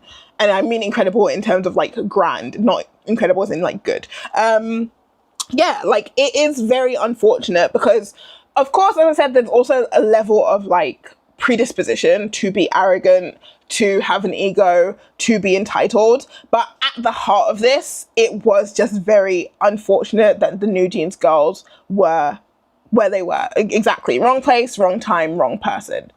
Yeah. Like, this is not a testament to how good you are. Oh, I don't know what they're referring to. But yeah. Let's have a look as well. Shamans became rich overnight. How much did the shaman charges usually? I don't know, but I remember hearing, this is purely speculation because this is just a number coming out of my brain, but I'm pretty sure that when this shaman was like the talk of the town, somebody mentioned like up to 15 million won had been spent. 15 or 50? Something like that. Like, which if I convert that to USD is like, let's say 13,000 to 38,000 USD had been spent on this shaman, something like that. I can't remember the details. I'm sure if you go far enough back, you'll be able to find something, but I know it was a lot of money. I was like, damn, I can do a little dancey dance and sprinkle some bones and shit for a paycheck. Anyway, whatever the case. Okay, I think we're going to move on. So, okay, legal questions, which is a lot of what you guys have been asking. This was a very interesting one. What happens to NewJeans' case if Hee-jin wins her case and it is proven that she was removed by force, just like NewJeans said? Will it change anything? Because Hybe still had the right to do so, and also they also rehired her as a producer to try and make amends. As I said, Hee-jin was removed from CEO position. She was not removed from ADOR. That was her choice. She quit. And also, I would say that Hee-jin's removal or firing or quitting, however you want to frame it, doesn't have an effect on NewJeans' case because, as the judge said, their desire to work with Hee-jin is not the basis of their contract. It's not the basis of their agreement. It's not a clause. So it's not reason for them to terminate. Regardless of whether it was fair or not, regardless of whether Hee-jin deserved it or not, that has no bearing on NewJeans because remember, legally, on paper, NewJeans is a separate entity from ADOR also. They are business partners. And Hee-jin is simply an employee of ADOR. You could then use that argument to say, well, they fired the janitor. Is that reason for NewJeans to terminate the contract? No, because the organization of ADOR is not a condition for their exclusive contract with ADOR. Yeah, so that's basically it. You referenced the Hee-jin text about NewJeans and how she's never denied them. According to a talkie I talked to, the court threw out that evidence in the first ruling, which could be true since texts have very low value in law. Have you seen anything about that? So there's a half truth here.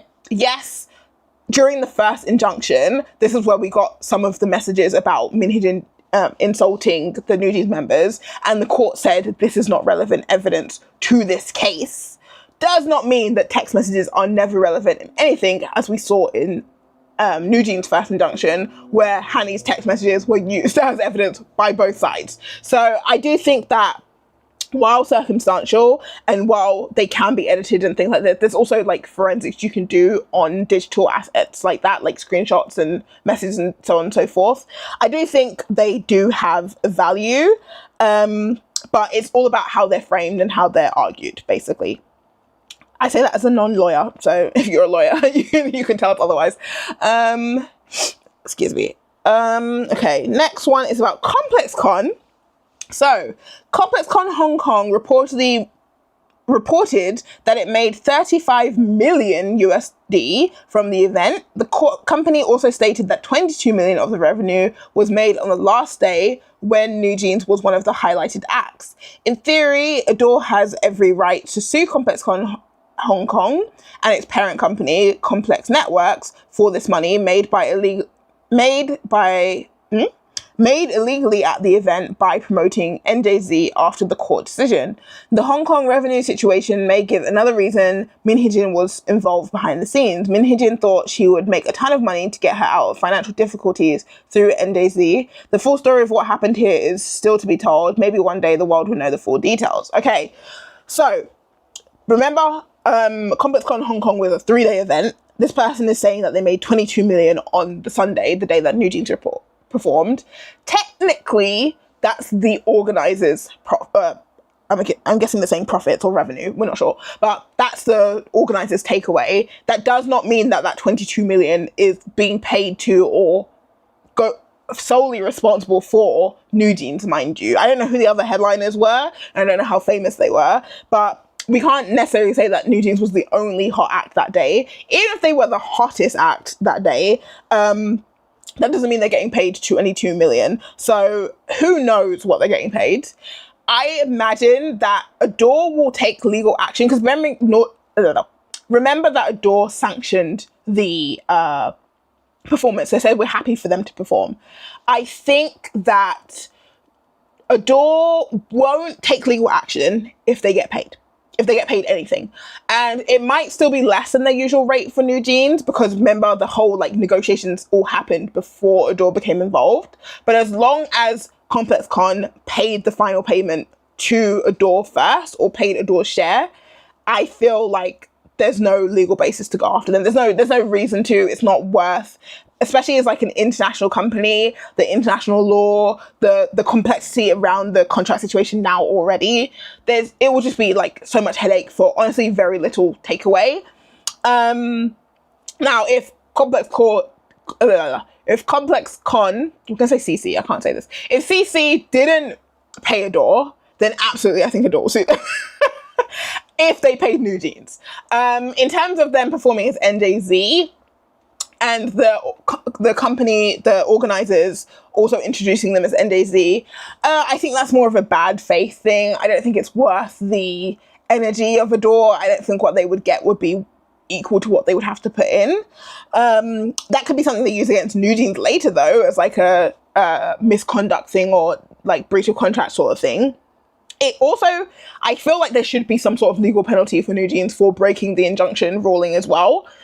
Don't know what that will be, but I'm sure that will come out after they've lost their next appeal. You know, they've already appealed once and that fell through and they've appealed again. So yeah, I feel like that will get sorted out in due time. But long story short, I don't think there's going to be much of a legal case from that. Okay. This is an interesting take. Couldn't the bad Hong Kong performance show that they need Min Hee-jin? I like the thought process behind this, but no. Min Hee-jin is not their dance teacher. She's not their performance coach. She doesn't manage concerts. Again, this is a thing of like, Min Hee-jin is not ADOR. ADOR is a whole company of people. Mind you, things like concerts and performances are actually managed by Hybe 360 as well as the internal team, which is Hybe 360 is basically like another section of Hybe, like another sub company. So Hybe basically has two sides. It has the label side and it has the business side, and each of them is broken down into separate parts. So obviously the labels are all the ones we know: Pledis, Big Hit, ADOR, etc, etc, etc. And then on the business side, they've got Weverse, they've got Hybe 360, Hybe IP, I think, Hybe X, I think, I can't remember, but I just know that Hybe 360 is the part that's specifically live performances and tours. So yeah, I don't think that's going to be a good argument for them, basically. Okay, quick recess. Let's see what you guys are saying.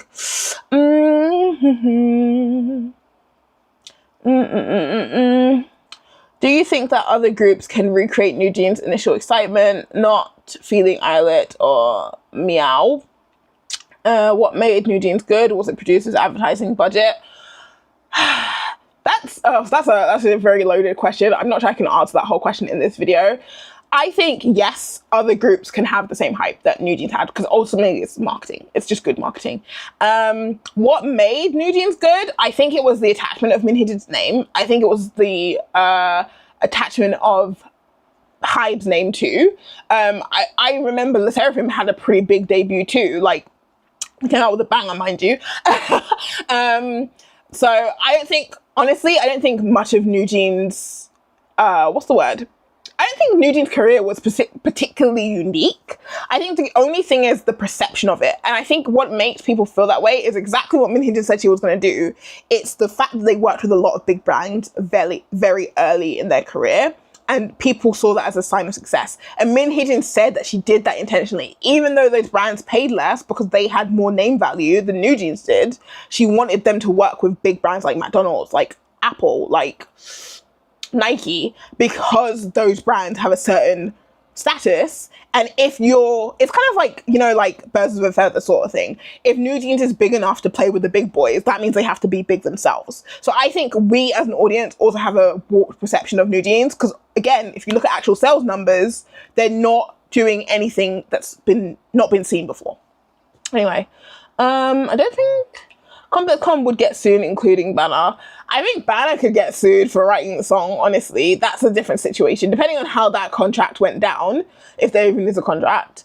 From NDZ, the concept leaned towards a more mature route. They did 90s R&B covers. Yeah, so somebody mentioned this in my last video, that actually ComplexCon is supposed to be like an R&B hip-hop concert. So it's actually not like a point of, what's the word? It's not like a merit that NewJeans did that kind of song, because that's what the event is about. But I'm not sure the validity of that statement.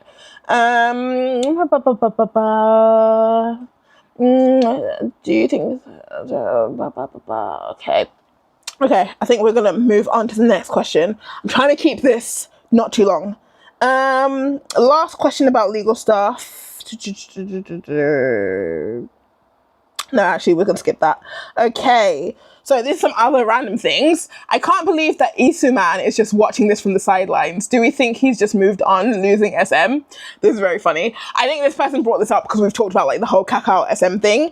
Personally, I don't think Isuman is involved in this. I think that sometimes also we as the audience put too much weight on alliances that for the people involved are just business. Like, bear in mind, Isuman, when he was the leader of SM, was anti-hype. Like, they were directly competitors. Even in recent interviews of some staff, we've seen that SM was moving behind the scenes to try and stop BTS from blowing. So, on paper, Isuman and SM and hype can never be friends.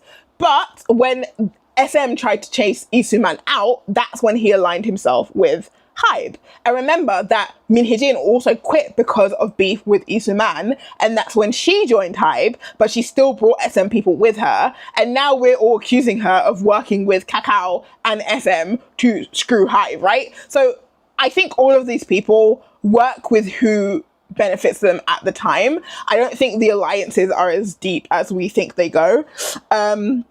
It's just business, basically. Everybody's working in their self-interest. Okay. Okay, Ruby Kabuki, you left a really, really long question with a lot of things. I'm only going to touch on a few of them because of time. The first question was about the September YouTube live by NewJeans. How did people find out about the stream? That's something I've never seen answered. And honestly, this is a great question because I never ever thought about that. Think about this. This is a brand new channel that nobody knows exists except the girls themselves, and they've just gone live. How do people come across that live stream? I think it has to be the parent or Hee-jin reaching out to Team Bunnies and kind of filling them in and being like, oh, you guys should come check out this link. And then of course, once one or two people have it, it will do the thing itself. Because the live was only like 30 minutes long, but somehow, some way, everybody saw it. They did obviously take down the channel and the video, but everything lives on the internet forever. So we've all seen it. And if you haven't, you should. There's actually a channel. I'm not sure if this person is a NewJeans fan or not. I actually think they are a NewJeans fan based on the people they put in the in the credits for the subtitles, but they do have English subtitles for all the appearances, the National Assembly, all that kind of stuff that NewJeans have participated in, as well as ComplexCon. So if you haven't watched that and you would like to, you can go check out that person's channel. I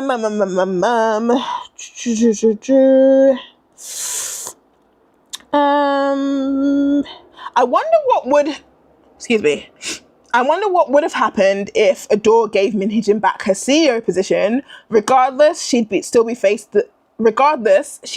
facing legal issues from Hive, Belief, and Source Music. So what was her plan gonna be? Honestly, I don't think Hee-jin has a plan anymore, or wait, no, let me rephrase that.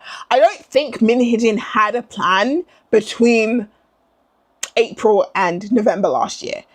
She had a plan up until April, and her plan was to start Media Play in April and May.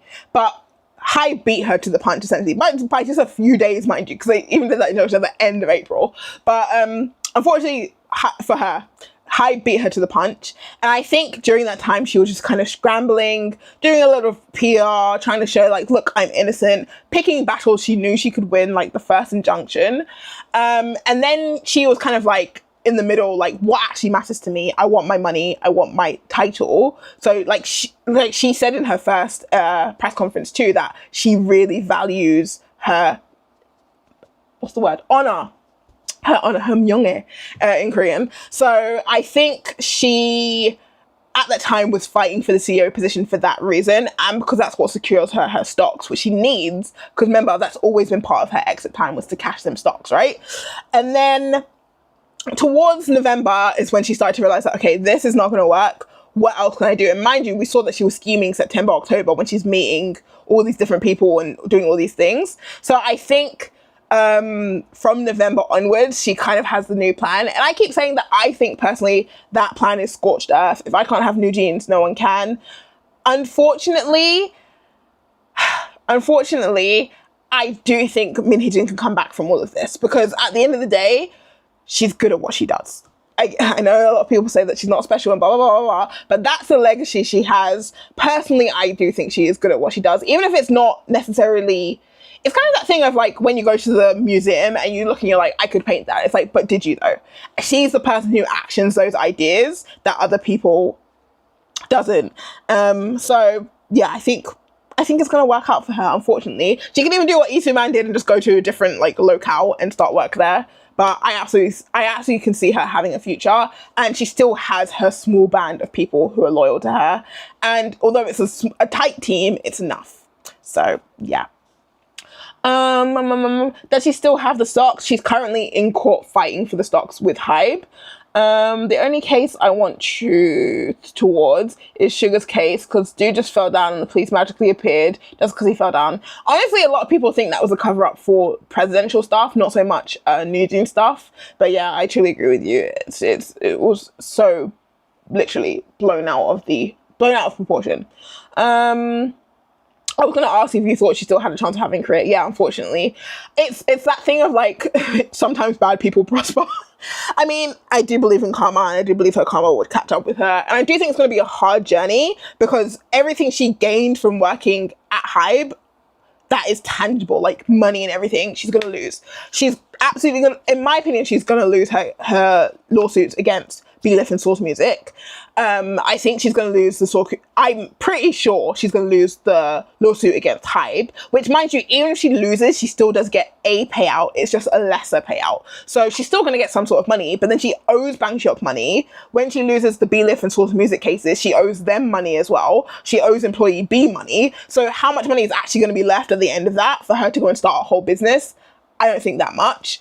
The sad thing is, though, is that one thing you have to remember about, somebody asked about the Korean public. This is not NewJeans related, but this is Hee-jin related.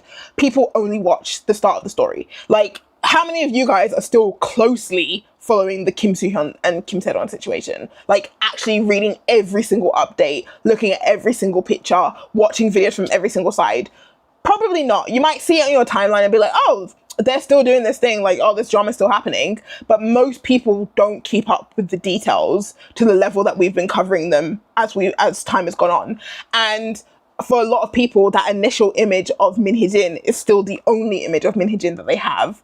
And it's so easy for her to come out and be like, I'm back with a new group. Finally, I'm going to do everything for this group that I failed to do with NewJeans, and I can do it because I'm finally in my own company. And I hope you guys who love NewJeans will support them, but will support this new group, because they are basically the descendants of NewJeans, or whatever you want to call them. Like, yeah, it's sad, but that's just the reality that I see happening personally. Okay. NewJeans claimed that they had to rush to make the ribbons. This is referring to the black mourning ribbons. Oh, sorry. This is referring to the black mourning ribbons they wore at the Golden Disc performance the day after the airport disaster. Now, I'm not someone who does handcraft, so I could be wrong. Those ribbons do not look rushed and are more intricate than the traditional ribbons. So part of me believes that the rush story is made up. Also, just horrible that they brought this up. Starting at the end, I completely agree. I think it's very sad and very just icky that they would bring up such a tragedy as like a talking point in their very, honestly, petty argument.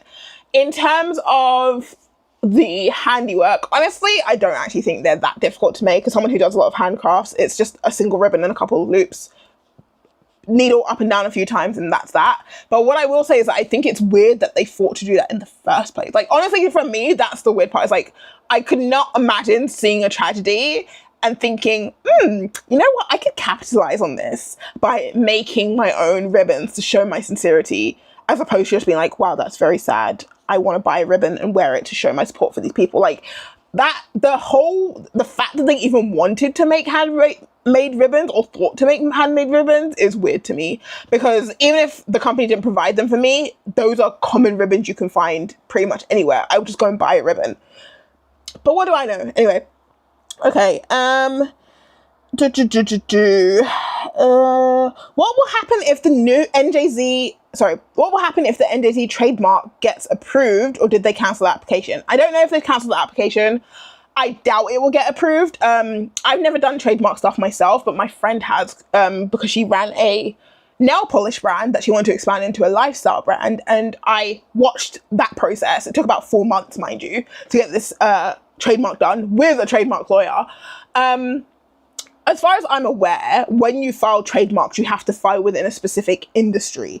And depending on the country you're in, the specificality of those industries will be different. But for example, let's say it will be like NJZ in entertainment, or NJZ in cosmetics, NJZ in homeware, NJZ in decor. Like, there will be different areas like that you have to specify. I feel that, and I talked about this in the video about their naming in the first place, I feel like NJZ is too close to the trademarks that ADOR already has, and ADOR absolutely could challenge that trademark and saying that it's infringing on theirs. So I don't see a world in which that actually gets approved. Even if it does get approved, they're court ordered not to use it. So I don't think it would matter. They could potentially use it for something in future, like a brand, like a clothing brand or something. But right now, I don't think it's going to be a huge issue. Okay, and yeah, we already talked about that. Okay, the final group of comments. I'm actually going to read a few comments together because they're all talking about the same thing, and I'll give my kind of analysis at the end. But I wanted to wrap up talking about the perspective issue. Like, what is the sentiment of the public, the K-pop industry, and so on and so forth, right? So I'm just going to read a few different comments. Number one, really, this victim narrative of NewJeans has to stop. They are not victims, they are not innocent. They are not misguided, they have not been taken advantage of, nor have they been influenced. They are complicit conspirators, along with their parents, in Hee-jin's plot against ADOR and HYBE. They have shamelessly lied, cunningly manipulated, and maliciously attacked others willfully. NewJeans members should be held accountable for their unethical, unprofessional, and illegal conduct that has hurt and affected others. Number two, my biggest issue with them is that they keep throwing other girl groups under the bus in order to further the narrative. This is something that has not been seen before in the K-pop industry, and something I personally find unforgivable. They've knowingly started and fueled the fire to hateful harassment campaigns against LE SSERAFIM and Islet. It is clear that they are only thinking of themselves and nobody else. I lost all support for them after they started doing that. It's a shame that they have completely ruined their careers and they will be stuck in this legal battle, and by the time it is over, whether it is in their favor or not, the industry will have moved on from them and forgotten all about them.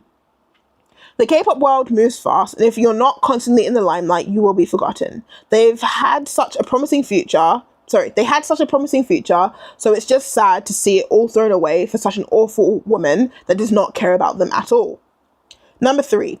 Honestly, I'm not going to defend NewJeans' poor choices and the entitled vibes, but it's also kind of clear to me that these girls have been groomed, brainwashed, and manipulated by Hee-jin to the point that they make fatal, irrational decisions that very obviously will destroy their entire image and their career, all for the sake of the woman they've known for what, 2 years? Let's be for real, no sane person would ever put their career on the line like this, especially given NewJeans' immense success. They are obviously not thinking rationally, and I don't see anybody talking about it. And finally, it honestly makes me so sad whenever I see NewJeans. I'm 22 and every member is younger than me. Seeing such incredible talent potentially go to waste, but because of the greed of the adults around them is just heartbreaking. Sometimes their songs come up in my shuffle, and instead of joy, I feel frustration and disappointment. I can't understand how the parents saw the train wreck coming and still let them go through with it. I don't see how they can return to ADOR. How do you go back after everything that's happened? If I were in their place, I don't think I could. Not because of the issues, but because of the shame and embarrassment. I also couldn't see another company signing them easily. There's bound to be hesitation in trusting them, given the circumstances. And as for Hee-jin, I doubt she'll ever have enough resources left to start a new company after the legal battles. This whole thing just feels like a tragic waste of potential. Phew. So, as we can see, there is a spectrum. On the one side, there are people who have said, you know what, I'm tired giving these girls sympathy. They are old enough. people younger than them, and I've said this before, people younger than them commit crimes and go to jail for life. That's the reality. People go to juvie. People get 10 to 15 to 20 to 25 to life. And obviously I'm not saying that they're like super bad criminals or something, but I'm saying that people at that age are held responsible for their actions. And there are a lot of people who are saying like, we cannot keep using the excuse of they've been manipulated or they've had wrong guidance to take away their personal responsibility. Yet on the other side, there are people who are like, I understand they've done something wrong, but at the same time, they are just so young and they just have so much to lose and so much potential. And I will say too, that when I uploaded the second part of the recap, the most common comment that I saw is, this is so sad, which honestly, I would say encompasses how I feel too. I truly believe, and I saw this in the comments before, that this case has too big an implication on the K-pop industry to go without punishment. Unfortunately for NewJeans, it just so happens that the case they are involved in is so influential that if there is no repercussion, it will encourage a wave of similar actions by other artists and other companies. It will destroy the foundation of K-pop, and it could quite literally shrink, like regress this industry, if not ruin it completely. And of course, K-pop will never completely die, but it will have such a negative effect that K-pop will never reach the heights that it could have, or that it should. And it's taking away opportunities from so many other idols. It's taking away jobs and earnings from so many staff. It's such a monumental case. And like one of those comments said, it's so unprecedented, which is what makes it so meaningful as well. But at the same time, excuse me, sorry. But at the same time, as I'm 29, I'll be 30 in like 6 or 7 weeks. I consider myself young. I cannot imagine being hit with 300, even if we go in the lower end, and I'm just going to use a one-to-one comparison because I can't be able to do exchange. Like 250 to 300 million USD debt in your early 20s is a number that will kill someone. Like, let's just be very, very real. This is a life-ending, life-destroying amount of money. And no matter how much I feel that NewJeans have to be responsible and how much I feel that they cannot keep using the excuses, the reality is I don't know if the punishment fits the crime. Losing their careers, okay. Being relegated to the dungeon or the basement, okay. But 300 million USD debt to hang over your head forever is just, it's just so much. It's just so much for girls who, without the poor guidance, would not have ended up in this situation. That's the reality. And that's why I say it's like, we have to remember it was partially the fact that NewJeans were just so unlucky to be where they were with who they were at that time.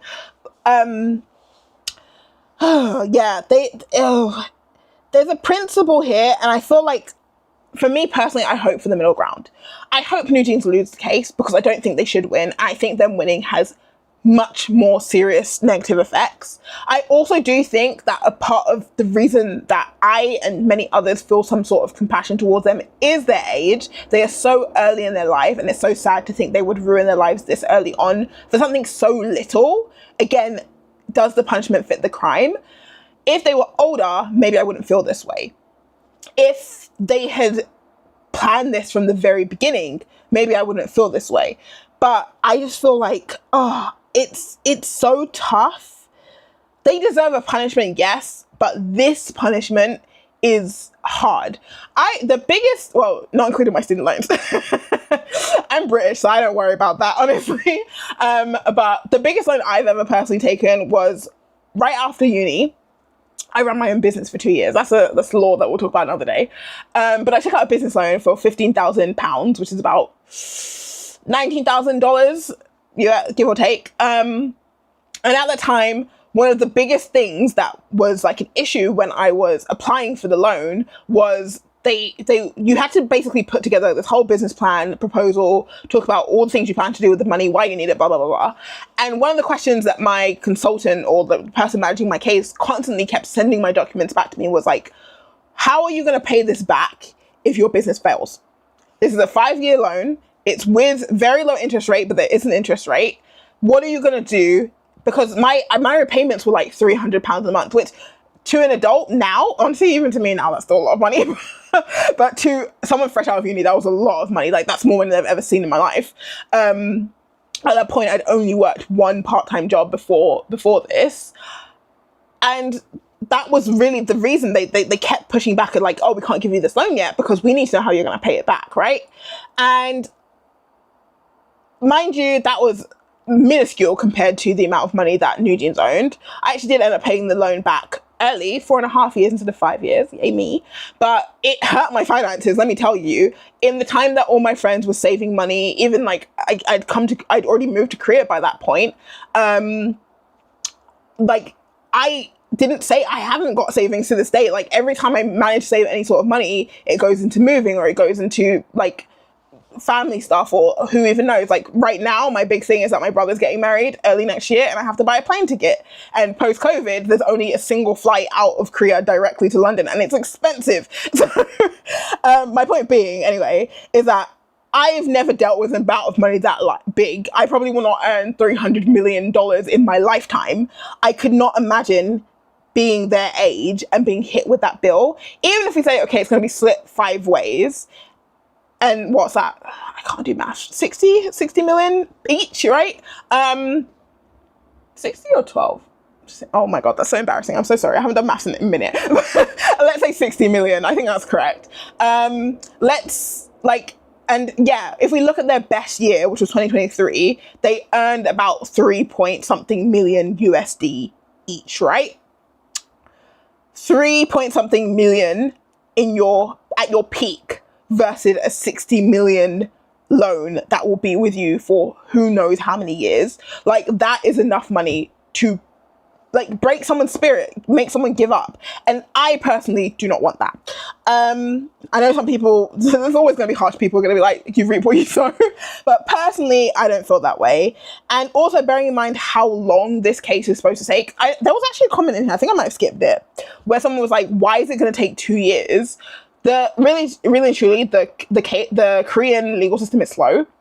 Look at how much time is between the first hearing and the second hearing, 2 months. And for this being a lawsuit, they're going to go into way more detail. They're going to bring more evidence. They're going to do the forensics. They're going to bring witnesses. They're going to subpoena things. They're going to still go back and argue things. Like, they're going to go point by point.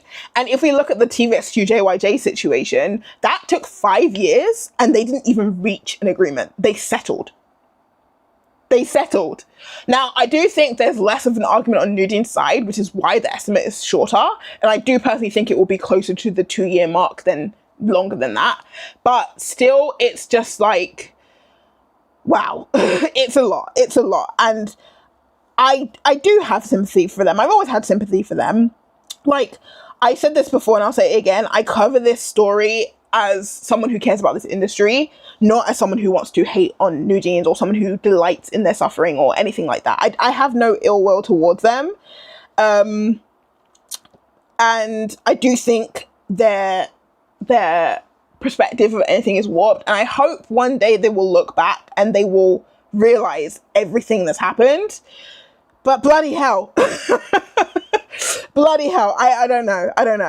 Anyway, all in all, I don't think NewJeans will ever be the NewJeans we've known and some degree that we loved. Even though I wasn't a stan per se, I liked their music. I listened to them. They were on my Spotify playlist. Yeah, I am still live. Don't worry, we're gonna wrap up soon. Ultimately, as I said, I think the most likely outcome is that after they lose, some members will stay, some members will leave. Oh, Augustus has just woken up. I'll bring him for you guys to see in a second. And the members who leave will have to pay an undisclosed amount of money. Hopefully not a life-ruining amount of money. But I hope it does set a precedent and example for the rest of the industry. And for the members who do stay, I think they need to go on hiatus for at least a year. Like, I think they need to be out of the limelight for a hot minute. And they need to do a round of apologies internally. Like, even if we don't know about it, I hope it happens behind the scenes. They have to apologize to Eyelet, to the Seraphim, to the staff. And they'll probably come back with a very, like, bubble pop kind of, like, feel good earworm song. And the reality is, I do think they will always have a fan base. The GP will also always love them, because I think, as I said, the biggest sentiment is this is sad and they had so much potential. Yes, they made mistakes, but hopefully they'll come back from that. So time will tell. Anyway, that's all I have to say on this. I'm gonna read some of your comments and then I have a couple of announcements and then we're gonna wrap up. Let's have a look. Maybe they think someone will cover for them financially. I'm honestly hoping that Hee-jin has set them up with some sort of like Chinese backer who is going to pay all these bills, because the only thing that I could think that would save these girls. They need therapy and to stay away from some people for who are currently in their lives. Completely agree. Like, honestly, I feel like they just need a really good psychologist or psychiatrist and a long break. Blacklisted but not having whole industry have negative thoughts about them. Honestly, I think the majority of K-pop fans now will never forgive NewJeans. Realistically, even if they come back, we might not hate them, but a lot of us will just feel icky to listen to their music. They will always have their small group of core fans, but there's always a new wave of K-pop fans coming in. And there are always people who say, you know, like, separate the artist from the art. Even Kanye West had a concert, sold out concert here in Korea at the start of this year. And I was like, wow, people still listen to Kanye. But that's the way. Like, time does heal some things, so yeah, I think so. There's a couple of comments about here. Lately, the NewJeans legal case reminds me of TVSQ case. Yeah, absolutely.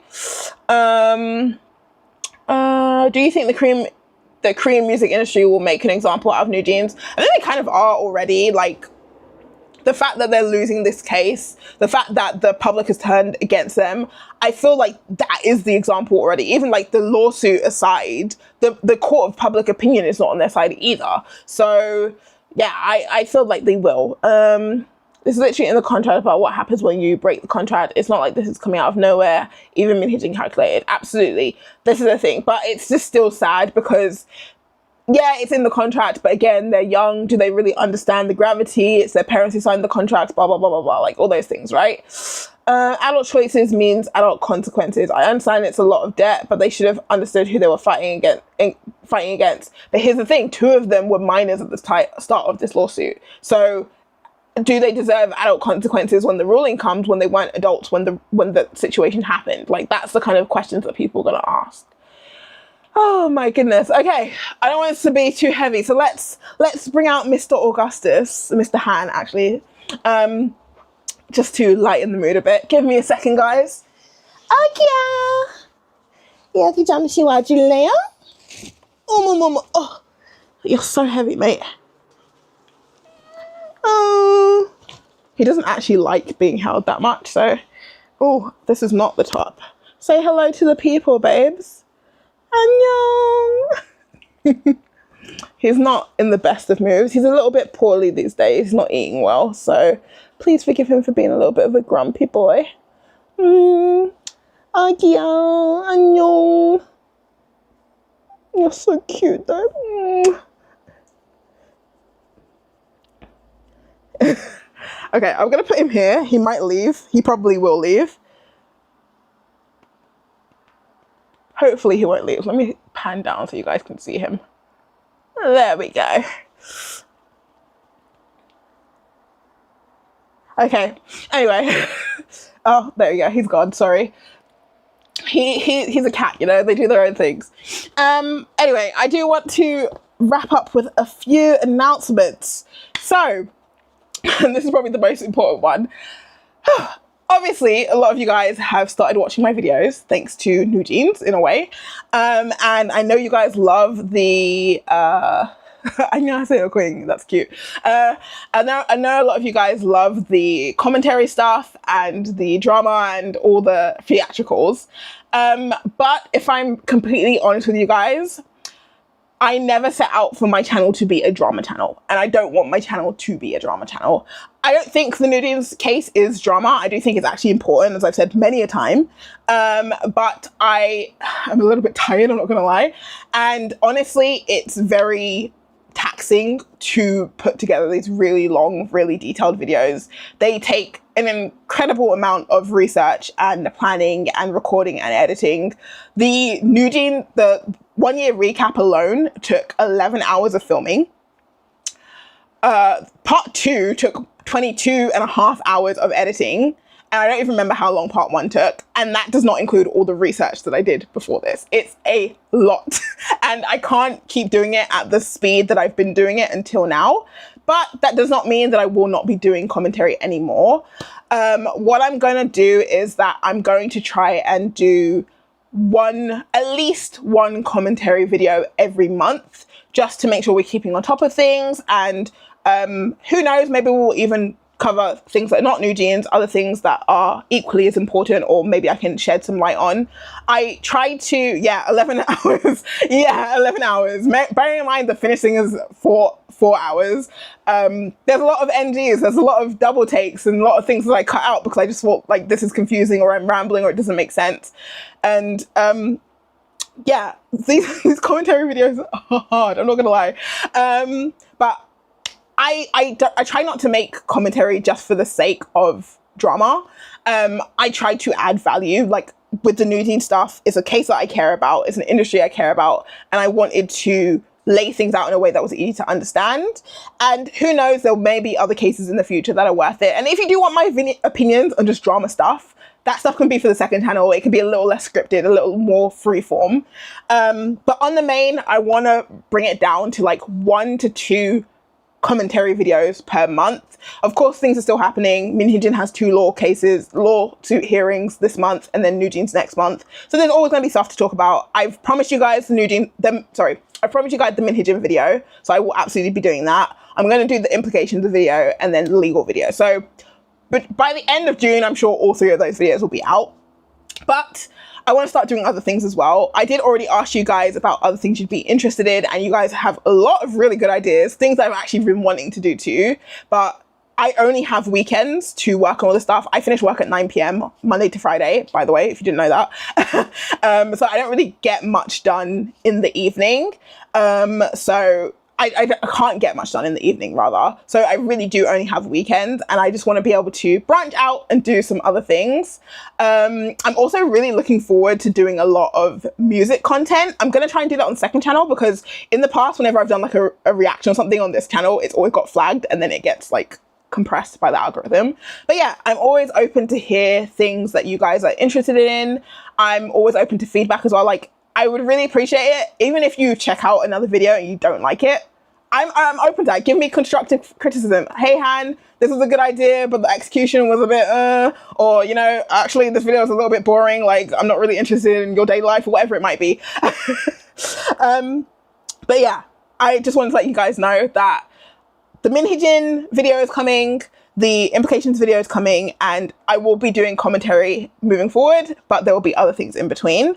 I did also have a 5K Ask Me Anything that I was supposed to do, but we're almost at 8K now, so maybe I think I might scrap that and we'll hold it off hold it off until 10K, which I'm hoping to hit by my birthday. My birthday's in July, so if you're watching and you're not subscribed, why though? Like, honestly, why?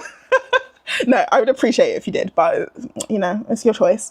But yeah, I have a lot of things that I want to talk to you guys about. What's your second channel? It's called Beyond the Haniverse. It should be in the link of this video anyway. It should be in the link of all my videos moving forward. Maybe I need to fix my defaults. But anyway, yes, it's called Beyond the Haniverse, just like this channel was the Haniverse. And speaking of that, this is also a good time for me to point out 2 very important things. Firstly, my name is Han, which is something I never thought I'd have to say, but here we are. A lot of people have confused me with Hani, and Hani with an I, or Hani with 2 N's, or something like that. My name is Han, H-A-N, just the 3 letters. And my pronouns are they, them. I am actually non-binary. I know I look feminine, so I can understand the confusion, but it is also my videos, but I also appreciate that not everybody's like looking at the screen when they're watching YouTube. I also tend to clean and stuff when I'm watching. But yeah, I just wanted to say that out there. I understand people are going to get it wrong. I understand not everybody who's watching's first language is even English. But yeah, just wanted to put that out there. My name is Han. My pronouns are they, them. Please try to get it right. I would appreciate it. Anyway, all that being said, this has been a long one. This is the longest live stream I've ever done. We do a lot of long things for NewJeans apparently. But also, thank you guys. I know time is precious, as I always say, and I appreciate you spending your precious time here with me. I hope you found these videos enjoyable. I've really, honestly, for as much drama as we've been talking about, I feel like I'm so lucky in that you guys are really genuinely such a sweet audience. Like, you guys are so friendly and understanding, and it's really fun talking with you guys. Like, I feel like I'm making new friends, so it's really exciting. But yeah, I appreciate you guys being here. I appreciate all the support, all the interactions, all the comments, and I look forward to us spending more time together in the future. I'm gonna wrap up with just a couple more of your comments. It's 7:16, so we'll cut the stream. Oh, we'll do the cave bridal thing. 여러분, I'm gonna cut the stream at 7:20 because I have to eat dinner and I've got tutoring at 8. So it's a busy Sunday, but it's okay. Okay, so let's look at some of the things that you guys have said. I will support you from here on out, even if you switch up the content a little bit. Thank you. Honestly, I'm not gonna lie, I've been so scared to do anything else because even though I've had periods of like success on YouTube, I never actually set out to be a YouTuber or anything like that. I used to just upload whenever I felt like it. But recently I've kind of seen the potential in YouTube, and genuinely I'm considering like going balls to the wall with YouTube and trying to make this my full-time job by the end of this year, because I feel like it would give me a lot more freedom in my life and career. So yeah, I seriously, genuinely really appreciate any support, any feedback. Like, I'm here for you guys if you're here for me, you know what I mean? Let's see. You should do reactions as well. I want to like love language, stop the rain, Echo. I haven't even listened to Echo yet. That's how busy I've been this weekend. I want to, but on the second channel, definitely on the second channel. That's probably gonna be one of my next things. I also have something planned for this channel as well, a couple of things. So look out for those. I feel like they're breaking up. Yes, the NewJeans stuff. Oh my. Oh, thank you so much for the super thing. Pistols? I'm so sorry, I can't read.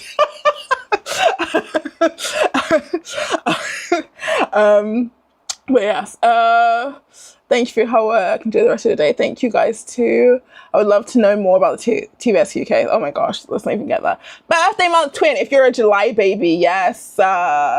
Cancer supremacy. Anyway, if you're a Leo, you can hang with us too. Anyway, yeah, we'll see. Oops, not me making it at the end. Better late than never, boo. Don't worry, the stream will still be up afterwards, so you can always tune in. I will also, I have plans at 8 until 9, and then I have to call my mum, and after that I'll come back and respond to any new comments. So if you missed the main stream, don't worry, we're still gonna chit chat afterwards. 여러분.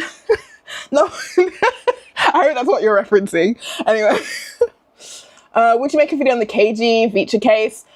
Considering it, I'm actually kind of waiting for more to come out because there just hasn't been any news recently. So I want to have something of substance rather than just repeating the same story again.